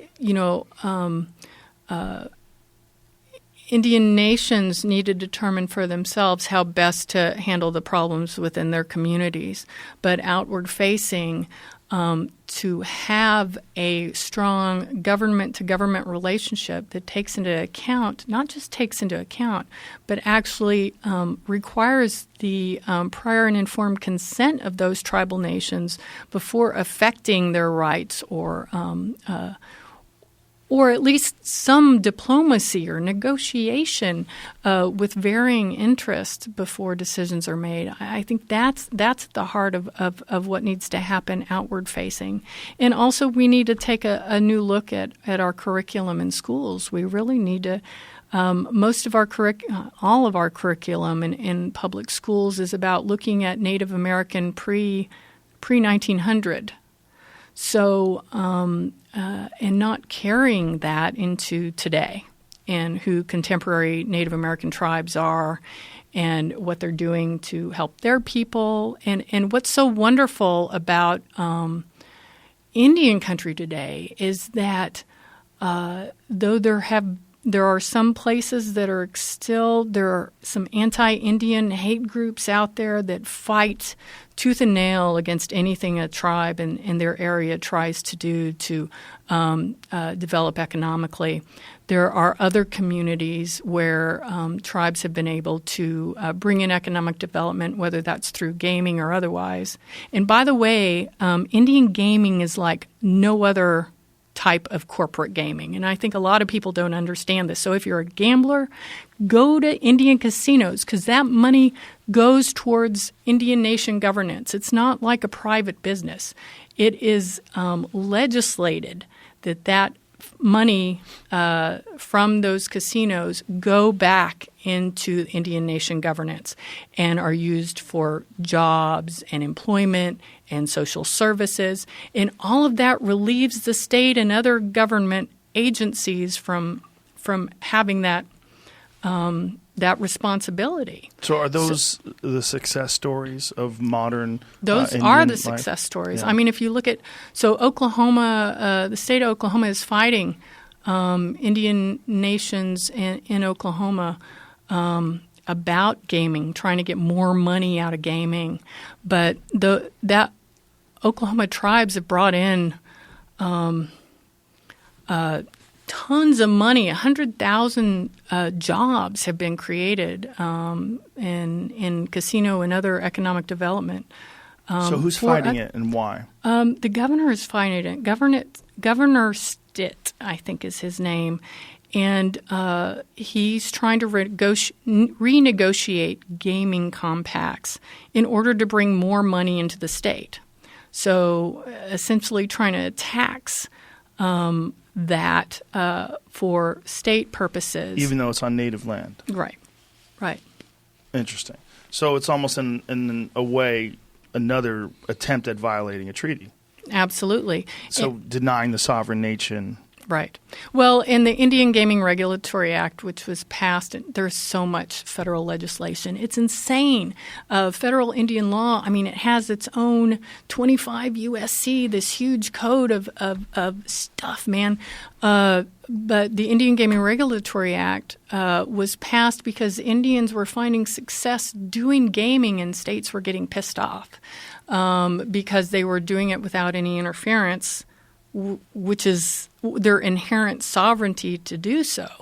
That's hilarious. So this act came, which was kind of a compromise where tribes can do what's called Class 2 gaming, which is based on bingo. And there's electronic bingo games that are kind of like slot machines. So tribes can do Class 2 gaming without any interference with the state. But if they do Class 3 gaming, that's card games and other types, then the state they have to work with the state in order to develop some kind of compact and revenue sharing for Class 3 gaming. So the federal government, again, allowed state to interfere with that inherent tribal sovereignty to regulate their own economic development. Yeah, that's an issue with all of these Native American casinos, isn't it? They don't get the full Vegas treatment. They can't have all the games that Vegas can have. They can. That's the Class 3 gaming. But they have to do it through the state versus through their sovereign government. It's so strange, right? It's like under one hand, they get no help at all.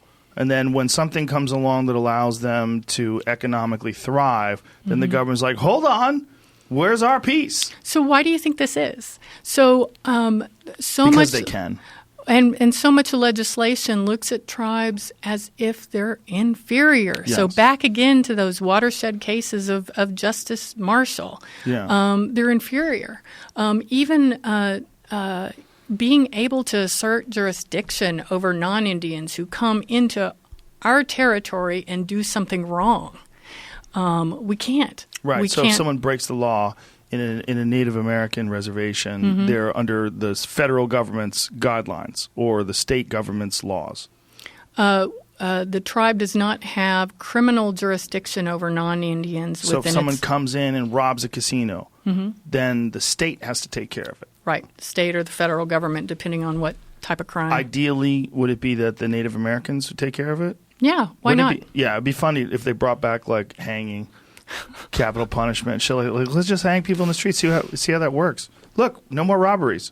Do you think that's what we did back in the day? No, I'm just saying. Like, imagine if they just came up with their own rules. Right. Like, arbitrarily. Like, completely outside of the state's laws and the federal government's laws. I don't think that's what they did. That's not what I'm saying. I'm just saying, wouldn't it be crazy if they just, went, like, let's pretend this is our own country. We do whatever we want. We're going to hang people. I don't think it's a good idea. I'm just saying it would be pretty nuts. I don't think that. It is strange that there's this push and pull here, right? They're sovereign.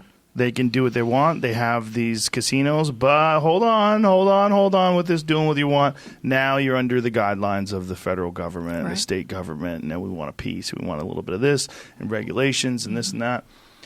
It's essentially not accepting the fact that they're sovereign. Right. It's a fake acceptance. It's like, yeah, you're on your own until you start doing really well. And then it's like, hold on there. Now you're not on your own. Yeah, it's this really weird triangle of power, state, federal, and tribal jurisdiction, and it's completely confusing. When I was a student, I was a fellow with a program called Udall Fellowship that was named after Stuart Udall. Who's he? He was a very strong environmentalist who did a lot of work to protect Indian lands and the environment. And so in his name, there's a fellowship created, and it's funded through congressional appropriations every year. And so now you're making me forget my story here. I'm sorry. So when I was an intern back in the day, and I was in the Clinton White House, that's a whole another story. I completely lost my story. I'm sorry. No worries. I need more turmeric coffee. We can build it back. So what we were talking about was the federal government not allowing the Native Americans to have real sovereignty over their land, and then we went from there to you having a story that I interrupted by trying to ask what that guy's name was. Damn, or what he did.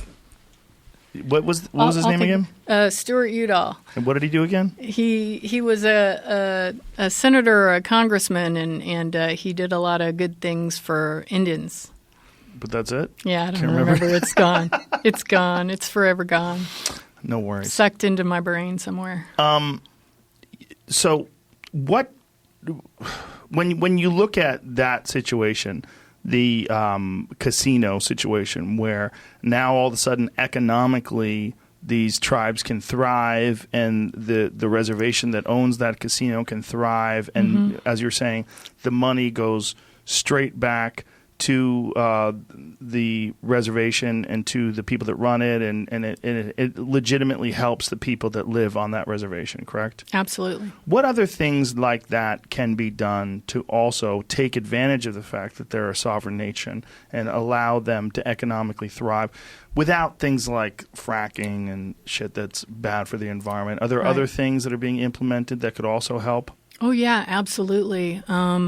There are all different types of economic development going on in Indian country that can be very successful for external businesses too, because there are certain benefits that an outside business would get if they did, for example, manufacturing within Indian country. they could benefit from certain tax exemptions and rebates that they wouldn't get in a state. So if corporations would go into Indian country instead of going across the border or going somewhere else, there would be great opportunities. And some tribes are taking advantage of those business opportunities. Not just gaming, but out of gaming has grown a lot of investment, a lot of entrepreneurship in tribes, and a lot of the money has gone back to help educate and teach language and bring items back that are religious items and ancestors and the things that are important for that tribal nation. So there's many different ways of investment that tribal nations look at, and it's not necessarily economic, but it's about healing their people and helping us survive and live better than we have in the past. So investment takes many forms in Indian country. Are there any good documentaries that can educate people on the reality of what happened to the Native American tribes? Because it seems like it's one of the best ways for people to absorb information and get people excited about things, because it kind of entertains them as well as educates them. Right. Is there anything that you can recommend? So much has been produced. I think, PBS has put on some really good, if you look at PBS, even now, there's some great stories that are being told. No.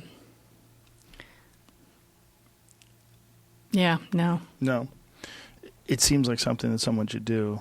Right, but it's got to be done in Indian country, and it's got to be done with Indian country, because so much has been done without us. Yes. And without our even input. Right. So much research and kind of one-sided storytelling that just doesn't make sense. It doesn't have the cultural competency. It doesn't have the real-life lived experience and the flavor, I guess, for lack of a better word, to tell these stories properly. Ideally, when you look at the future of Native American tribes in the United States, and again, as you said, Native Americans that are in these reservations are United States citizens. Mm-hmm. But it's such an unusual situation that really we only have a comparison to Canada with their First Nations. Mm-hmm. What do you think happens in the future? When you go from 1900, you were talking about the past of 1900 to today. Mm-hmm. It's an abysmal 120 years. Other than the economic success of the casinos, what do you anticipate happening in the next 100 years? It's hard to tell. I know a lot of tribes have been diversifying their economic development. Without our cultures, we won't survive. In fact, many elders, and you may have read it in Black Elk Speaks, that we're no longer who we are without our culture, without our languages, and likely will no longer be recognized by the federal government unless we are Indian enough. So those things are really important to who we are in the next 100 years. And I think it's those things that we will be rebuilding over the next 100 years, healing from the last and moving forward with a newfound understanding of who we are and a stronger identity and self. What that actually looks like and what's important, I think that we are still so dependent on the Great White Father and what happens with U.S. politics. And whether we have a voice there or not, we've got great organizations that help advocate for Indian country in general. There's the National Congress of American Indians, which has been around for about 75 years, and it helps lobby and educate Congress and keeps tribes informed about what's going on in politics and advocate for many of those interests. There are groups like ours that are advocating for more cultural revitalization and strengthening identity and protecting our youth. So I think part of what we've been building is really a coalition of organizations and tribes to strengthen who we are and kind of correct the misfortunes of our history. I know we still have tribal nations out there that are living with egregious poverty and issues that still seem so far away from being corrected. But, like my grandma always said, where there's hope, where there's life, there's hope. So I think we just continue to – we've freaking survived for this long, and this coronavirus isn't going to take us out either. We're going to continue to push forward and try to have a better future for our kids, just like anybody else. Just like anybody else. And I think that's what's important, is that we're not on the stage with everyone else. We're not at the table where decisions are being – we're not in the room where it happens. Native Americans are not being treated with the same respect as other people from other countries. So like the culture of Mexico or the culture of Guatemala or any name a country, they're not being treated well. But we respect them as a culture. Like they're thought of as we're not invading Mexico. No. You know what I'm saying? No. Whether you agree probably with would walls if we and could. border walls, we're not looking at them as something we're looking at them as another country. Mm-hmm. We don't look at Native Americans the same way we look at maybe it's because you are also United States citizens. We don't look at them the same way. We have the same the respect for people that live in a sovereign nation, another sovereign nation. Mm-hmm. Even though this is a sovereign nation inside of our nation, it doesn't, I think you would agree, it doesn't get the same respect that other sovereign nations do. Oh, absolutely.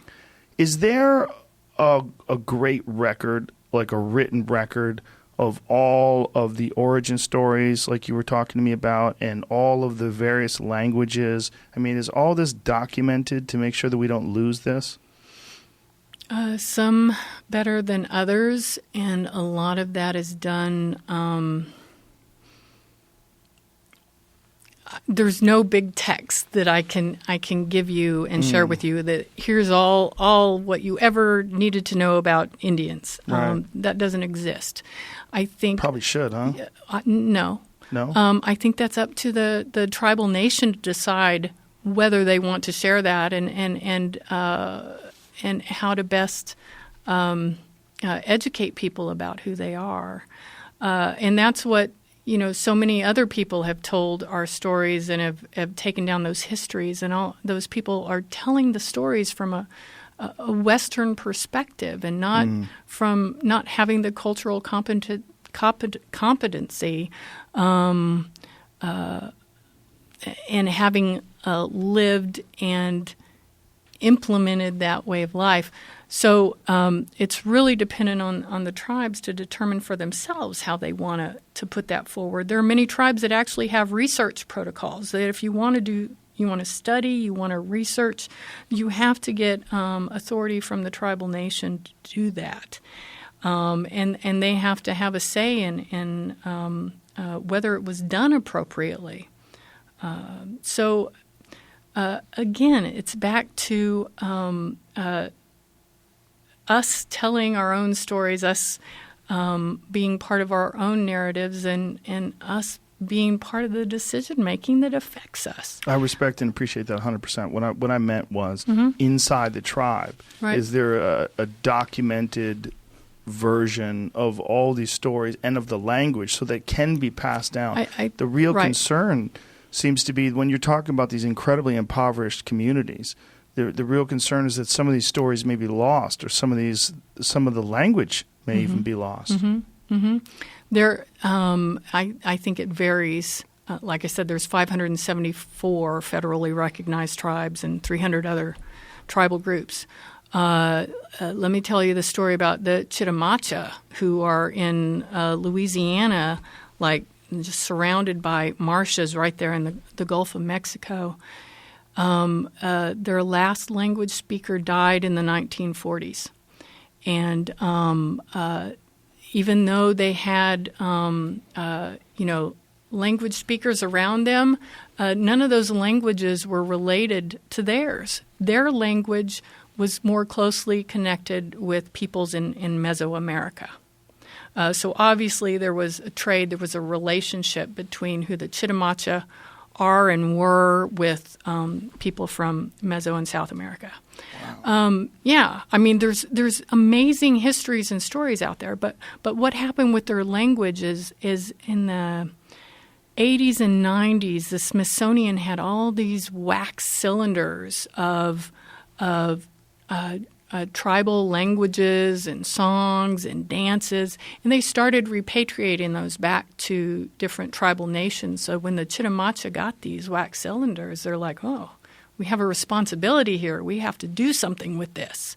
And so they pulled their community together, and everyone, got their grandmas and their aunties and everyone to pull together words that they knew, stories that they knew, different cultural practices and building and crafting and all of those things.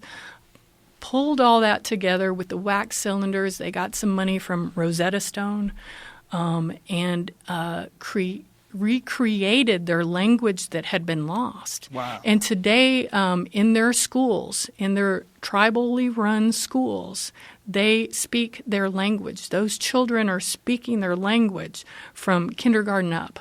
So an incredible success story, and that they were able to do that because they had gaming revenue to help support that. And when you go to the school and when you hear the story about how that happened, it's incredible. So there are stories like that among all tribes of how they've been able to recover from what was lost. And so it's a long process to correct what has happened. But there are warriors all over Indian country, and that's what they're doing every day is trying to recover what was lost. Well, that's a great success story, and it's beautiful to hear. I just hope that can continue with all the different stories. Right. It's just when you read books about Native American culture and you just get sort of the most surface taste of what it must have been like, it seems like there's this incredibly rich history that could be lost in time. Mm-hmm. And that would be a horrible, horrible shame. It's right here in front of us, and it's here right now. Mm-hmm. And the fact that someone like you works so hard to get this message out here and to let people know what is actually happening and the plight of these American Indians and the tribes and what they're still going through today, and that this is not a battle that happened in the 1800s. This is a battle that's happening today. Right. Every day. Every day. Yeah. What is currently a major focus for you? Well, the repatriation and sacred sites issues, so returning cultural items and ancestors back to their affiliated tribes. And is there a lot of that out there? Like I said, there's that law, the Native American Graves Protection and Repatriation Act, that requires any institution that received federal funding or federal agencies to work towards repatriation of items that they've received over time back to their tribes. But there are also tons of ancestors and items in international museums. So we're working on developing strategies to go after those, because a lot of those countries, there has been kind of a rethinking about the purpose of museums and public education regarding indigenous peoples, and how do we decolonize these institutions. And so we're trying to work. And some countries are easier than others because if you have sacred religious items from American indigenous societies in some museums across the waters, their country considers it their cultural property. So you need an act of their country's government in order to deaccession those items and return them home. So there are some countries that are much more difficult to work with than others, but we're in the process of developing strategy to help with international repatriation. We're also trying to watch private collectors and educate people about the importance of returning cultural patrimony and other sacred items that they've received over time. Whether or not there's a legal obligation to do, there's definitely an ethical and moral obligation to return these items so that cultures can be revitalized and that those items can be put back to use. So that's one area. We have a repatriation conference every year that we work together with tribes and institutions and foreign governments to work on these issues. Sacred sites. I just was before the Indigenous Peoples Subcommittee in the House a few weeks ago talking about what's going on at the border, and the Tohono O'odham chairman was there as well to talk about those issues. And as he spoke, he was telling the Congress representatives that he just found out that they were blowing up another section. So it's and that is happening because there was a law in 2005 that allowed Department of Homeland Security to waive all these environmental laws, and if there was an emergency, to do so. And so the administration is saying that the border wall is an emergency that allows them to waive all these environmental laws. And so it's not just about protecting sacred sites, but all the other environmental concerns, all the animal migrations, birds, plants, and water quality that are being affected by this border wall, because people strongly think we need a 30-foot, tall border. So we're working. We continue to work to protect sacred sites. So along the border, where they're doing this and putting in the wall, many of these areas have been designated as sacred sites. And so is that what you're saying? Yeah, our known sacred sites. And there's artifacts there and all sorts of different things that can be destroyed by the construction of this? They blew up an area and found human remains. Oh, Jesus. Mm-hmm. Yeah. No, do they stop when they do that? They repatriated those bones and they kept going. Yeah, so this is how – that's it.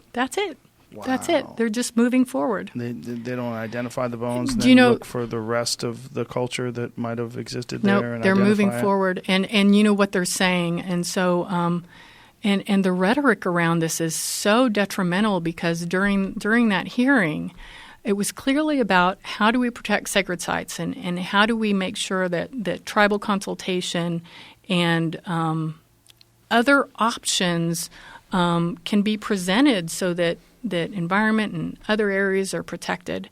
And the Republican congressman that was there, who was really quite, seems like not a nice guy, basically said there is more damage caused by migrant traffic, trash, and defecating than there is by blowing up the ground. And so that is the Department of the Interior, Homeland Security, and Republicans in Congress are saying about that border wall. Just stop and think about how that's unchallenged. Yeah. How ridiculous a thing that is to say. You could pick up trash. You could pick up shit. Mm-hmm. You can't pick up once you blow up sacred sites and bones. It's forever, and it's irreplaceable. These are irreplaceable resources. But the fact that nobody challenged them on that, that's such a ridiculous thing to say. We challenged them. And Deb Haaland, who is Native American congresswoman, definitely challenged him about that. But it's – I think the law is on their side. Is it safe to say that there's many areas that you're talking about along the border that are probably undiscovered because you're dealing with things that are potentially thousands of years old? So remember, undiscovered has different meanings. So tribes may have understandings about certain areas that other people do not, that they try to protect. And so that's why consultation is so important and working with tribes so you can understand what's going on the ground. But usually they do some kind of minor investigation, and supposedly that was done, that is being done, but nothing's being done to protect it. So it's known, but... So even if they consult with the tribes and the tribes say, this area is essentially a burial ground from 1,000 years ago and our ancestors used this, they're like, oh, that's a cool story. We're going to put a wall here. Yep. Yeah, but that happens. That's not just happening at the border. That's happening all over the United States. Yeah. Yeah. So, and that's nothing new. What's new here is that all of those environmental laws and those opportunities for public comment, so it's not just tribal consultation, but even public comment, have been completely waived. Those stories always weird me out when someone's building an apartment building and they stop construction because they found some sort of a burial site underneath it, and you're like, what? Right. Like, how many of those are out there? I mean, how many areas where people are digging into the ground, they are going to find some incredible archaeological discovery, and it's getting, smashed by a bulldozer. Yeah, it happens all the time. Yeah. And so a lot of the context for what was happening here before Europeans came is gone. Yes. Because we've just destroyed all the evidence of it. That's why often the way archaeological investigations have moved forward is they look at discrete sites without connecting the dots in a more holistic way about what's happened in a certain area. So most of our archaeological context and all that evidence is gone, and it continues to be eluded by amateur archaeologists. And of course, I've worked on many different developments across the country where the bulldozers come. Oh, they see there's human remains there, and they just dump it into the fill. Really? Yeah, because it's they don't want to stop. To report. Yeah, it costs money to stop. It costs a shitload of money. Yeah. Right. It's amazing to me that there's some sites that you could just visit, like buffalo jumps, where they ran buffaloes off the cliff. Like a friend of mine was telling me about this as a site that you could go to. And I'm like, you could just go there? And he's like, yeah, you find Indian points there. I'm like, really? You find arrow points. So you find laying around what should be these priceless archaeological record of Native Americans, and you can just pick them up? Yeah, just go to any little town across the country, and you'll see a little antique shop somewhere, and you go look on their walls, and there's going to be archaeological evidence there without any context, without any understanding of where it came from, whether it's pieces of funerary object, arrowheads, or what have you. The arrowhead one is unbelievably common. Oh, yeah. I found one. I found one in Nevada. I was on a hunt, and we were in the mountains, and I found this little tiny chip. You weren't on federal land, were you? I don't know what land we're on. It's public land. It was a public land hunt. You had to draw a tag for it. But we found this little, and it was crazy to look at. I'm looking at this little tiny piece. It was like a white, I don't know what type of rock it was made out of, but it was stunning. Like, to hold that and to think, like, this was someone's weapon that they were using to hunt with. Who knows how long ago? Who knows how many hundreds of years ago? And I just stumbled upon it. And I think that's why we're so fascinated. Americans are so fascinated with Indians, is because they're all around us. I mean, we're standing, and that's one thing I forgot to do when we started this interview, is to recognize the land where we're standing now, which is original land of the Chumash and Tongva people. Right here? Who are still here today. Yes, right here the in valley. Woodland. Yes. These are indigenous lands. Everywhere where we stand are indigenous lands. And what's interesting is that we don't recognize that here. There are other countries Like, for example, in Australia, they have any kind of public event or governmental gathering or whatever, and they recognize who were there before them.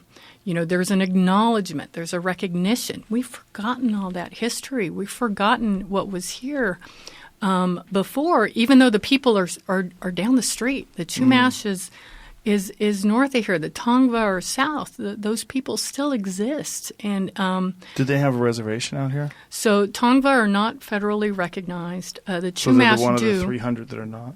Right. And in California, I think there's 104 federally recognized tribes in California. Wow. California history and you're aware of the mission system, right? In California. The mission system mean religious missions? Yeah, the Spanish missions that were built up the coast in California and the effect that those missions had on the indigenous peoples that were here. I know about the effort to convert them to Catholicism. Right, that was a huge issue at the turn of the 20th century, right? Right. There are, mass grave sites at every one of those missions of indigenous peoples. Thousands of indigenous peoples died, building those missions and from disease and otherwise.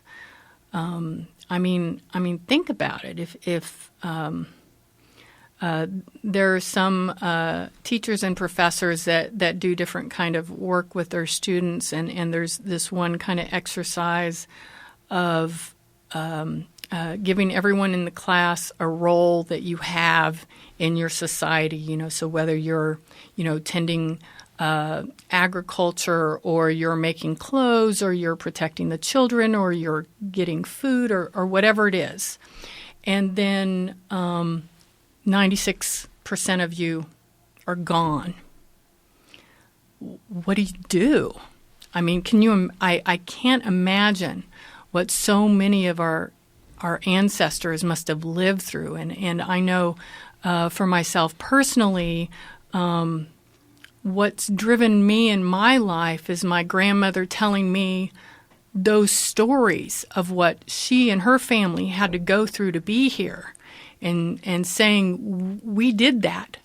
We went through all that so you could be here and you could do something better for us. That's what drives us all, is the pain that our ancestors went through and trying to make a life for ourselves that are better. Hey, we want a piece of that manifest destiny too, and we want it back, right? These issues... we should take you to Indian country sometime. I would love that. Where should I go? Oh, heck. Where do you want to go? I want to go wherever you tell me to go. So I think it would be important if you or anyone else would be interested. Most tribal nations have websites where you can learn about who they are, what their history is, and different policies and things that are important to them. I think it would be important to go to a more affluent tribe, and also to go to a tribe that maybe doesn't have that same level of economic development. And you can find that anywhere. You can find that here in California, in Nevada, in Washington State, and in New York. There are many places we could go. You tell me, and I'll tell you where you can go. Well, let's work something out. I would really like to do that. I have my friend Cam Haynes went to an Apache reservation in Arizona, I believe, last year, and he said that there's actually a cave that they wind up putting bars on to keep people from stealing the artifacts. But there's arrows in there and human remains, and they've left them in there. Just something like that is unbelievably fascinating that this exists. And it just exists on this reservation, just sitting there, and that most people are not even aware of. This is like an unbelievably sacred part of history that's right there. Right. And those places are constantly being looted. There was a time in American history, 50s, 60s, 70s, where you could get these beautiful cross-country maps, right? And many of those maps would have places where there were Indian artifacts and places that you could go and look for stuff and get stuff. So a lot of things like that have been published throughout time, and so folks that are interested in doing that and make their living doing that, they rely on those old documents and stories of where things are, and are still looting and selling those items today. I think we in the West have this idea that if something is historic, we should be able to look at it. Right. That we should be able to go to a place, the Smithsonian or the this or the that, or Right. and go see it. Mm-hmm. I think what you're saying is we have to kind of relook at that, and that it's not ours to look at, and that this is a part of the tribes and a part of your culture, and this is not something you could just gawk at. I never even thought about looking at bones. That looking at bones would be disrespectful until I thought about like Amy Winehouse's head sitting there at a museum, and then I'm like, yeah, that'd be kind of fucked up. Yeah. It requires a shift in perspective. Right. And I think that's all tribal nations are asking people to do, is to think differently about these issues and recreate a new and more appropriate myth about our collective history, and let us decide for ourselves what we want to share and what we don't want to share.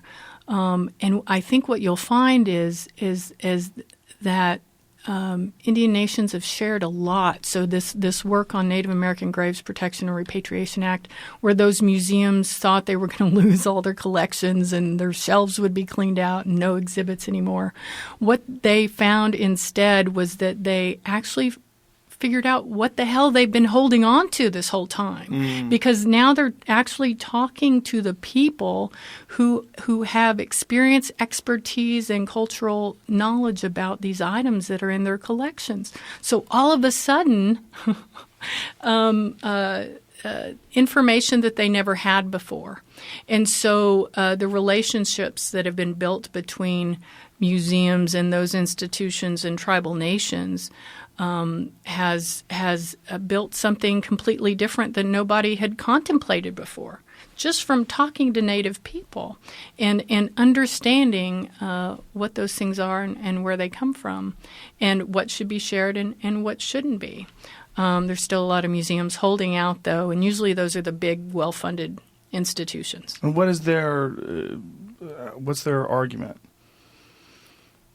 They don't have an argument. What's interesting is I wrote somewhere once that we're just waiting for a lot of old white people to die. I mean, that's really the case. That there is just this old perspective, this old philosophy, this hoarding philosophy, not wanting to give things back. Is there also, in their defense, could it be that they're really concerned that stuff would be lost? And that it is important historical. Right. And so the mission of many museums is to educate the public. And there's this kind of arrogant, what I would consider an arrogant way of thinking about the world, like everyone should have access to knowledge, and tribes don't necessarily feel that same way. So there is that kind of that philosophy.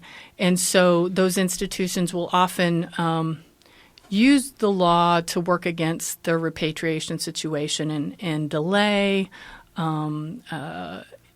mostly delay. Most tribes don't want to fight against institutions like that because, for one thing, they don't have the capacity to fight that because there are so many things on their table already.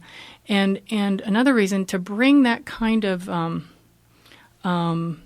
discord around these sacred items or around ancestral remains is difficult.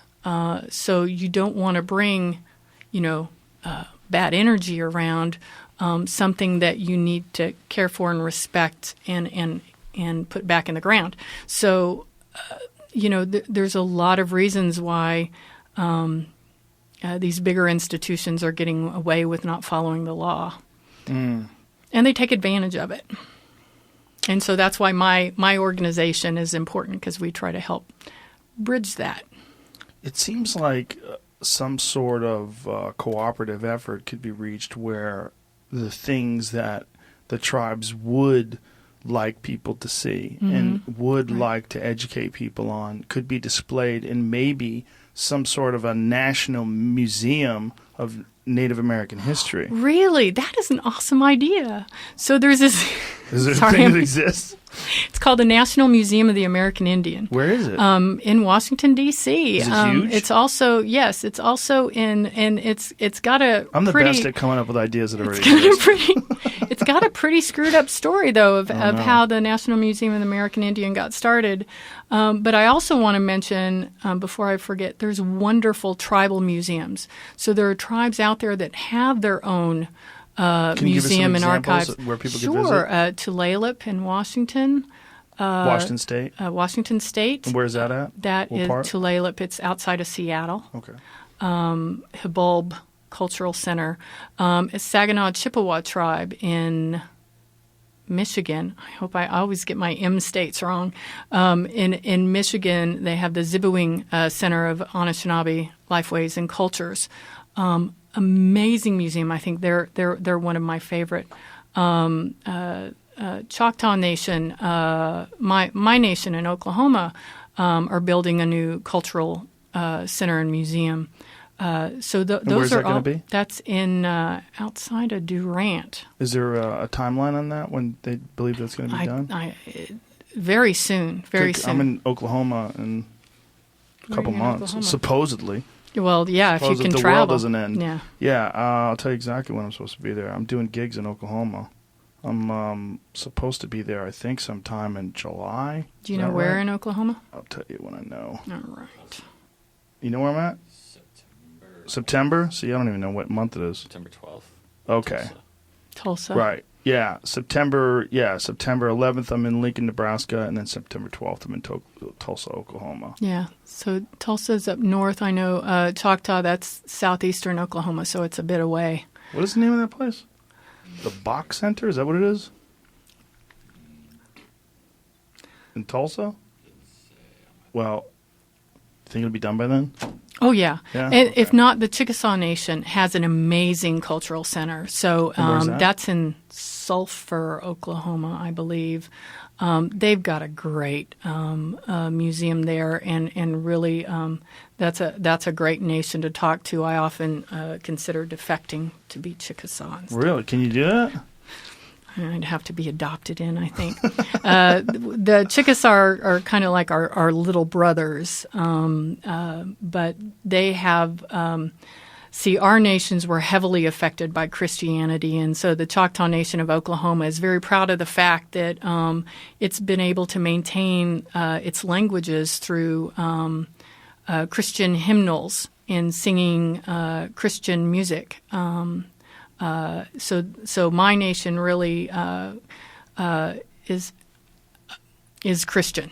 But there are many other nations in Oklahoma that I've spent more time with than my own, and that's Chickasaw and Creek and Seminole nations that are also in Oklahoma that still maintain their stomp dances and other traditional pagan rituals. So I tend to favor those. yes. Yeah, it makes sense. Yeah. It's it really is an amazing story, and a sad story, but a fantastic story as well. The story of the Native American culture and life in this country and what it's become. Mm-hmm. And I don't think it's told enough. I don't think I'm I barely scratched the surface of it. And, You did. I mean, Yeah. I could keep you here all day. I'm sure. And it's been a very interesting dialogue, because part of this is trying to figure out what is it that you want to know and you think that your listeners want to know about this. Because the last thing I want to do is to offend your listeners, because I really want everyone to come away with learning about Native American history and what's going on in Indian country, not offended and not with any kind of distaste, because I think this is our history that we share together. Mm-hmm. And I think the only way we're going to change things is if we change the general public and how the general public sees Indian country. Well, I don't think you have to worry at all about offending. I don't think you offended anybody. I've been being nice. Well, listen, my ancestors. Bring me back, and I'll be offensive. I would love you to. My ancestors are. I'm third generation, so Mm-hmm. my ancestors have nothing to do with any of this. We came over from Europe, and we don't know anything. They're like, what the fuck was going on here before we got here? My ancestors all Italian and Irish for the most part. And they had to give up a lot of their culture. Yes, when they came into this most country. of it. Yeah. It's I remember talking. It's interesting too because so much has changed. I remember when I was a boy talking to my grandfather. My grandfather would talk to me about what it was like to immigrate here from Italy and how horribly they were treated, and the racism against Italians was just so prevalent and common and horrific. The things that he would tell me were terrible. And I've never experienced racism against Italians. It doesn't exist anymore. Mm-hmm. And in just the 3 generations between my grandparents, my parents, and me, it's gone. Mm-hmm. It's essentially this being an Italian in this country. I mean, there's some people that have prejudice about all sorts of different cultures, but that's just rare. That's weird, right. Whereas Mexican prejudice is super common, right? Prejudice against Mexicans, dealing with all this wall bullshit and what's going on between and those are indigenous peoples. Sure, yeah. Well, not only that, they owned fucking California up until the 1800s, right? I mean, that's part of Son of the Morning Star. So part of that book is talking about Mexicans and the U.S. troops fighting over California. Mm-hmm. That's a big part of it. Does that ignore Native Americans? No. I mean, it kind of does. But I mean, look, in some ways, Mexicans are Native Americans, right? The Mexicans they that are. were here. Yes. They're absolutely. Yes, they absolutely are. Yeah. So, and not only that, I'm sure they share a lot of DNA. I mean, there's a lot of Mexicans that I'm friends with that look like they could be, complete Native American. Where do you? 100%. Yes. Where do you?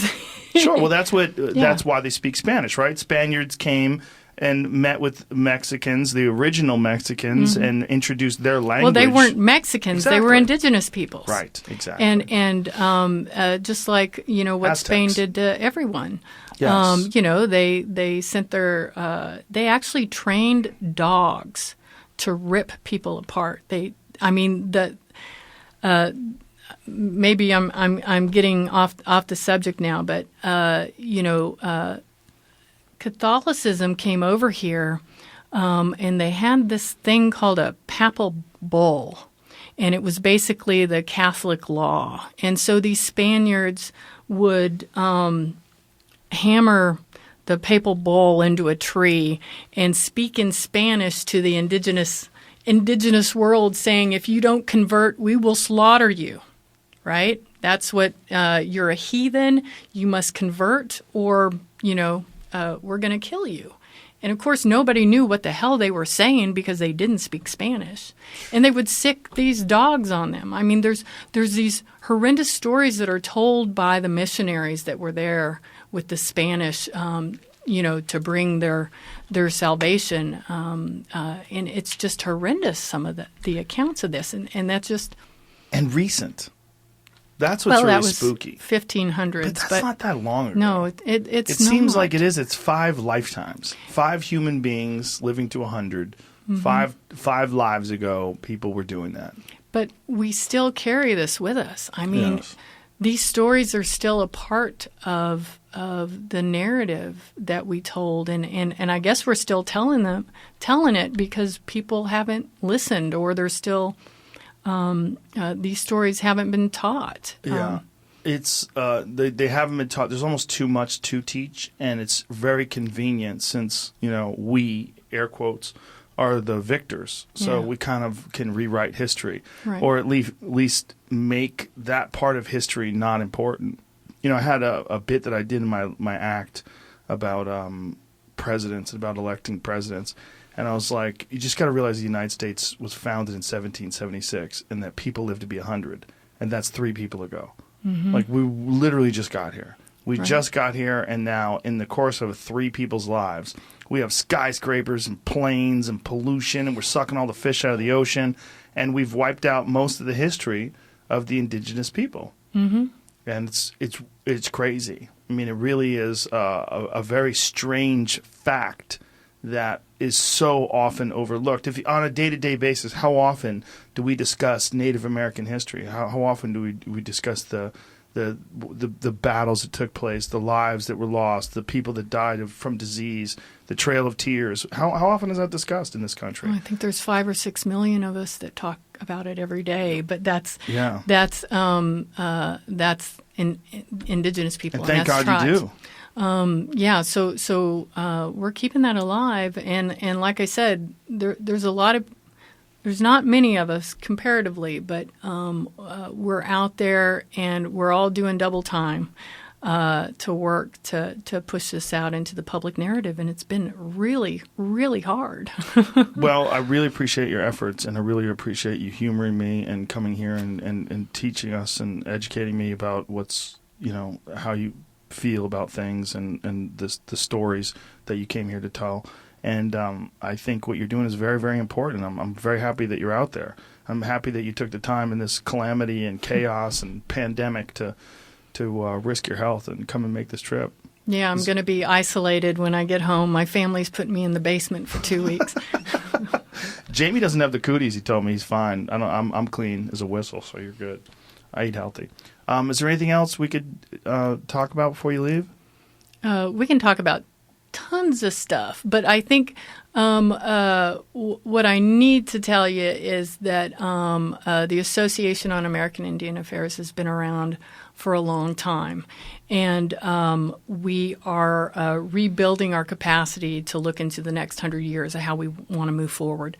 I would love to have input from your listeners about what they think they need or what their questions are about Indian country and what Don't they give think. out an email. No, I'm not. It'll be flooded. Well, we have a pictures. website. Oh God, only good enlightened people can reach out. But that's a wonderful theory. There's so much we can do together, and people who are interested in getting to know more about what's going on in Indian country, or getting involved in helping out. Tell people where they can go.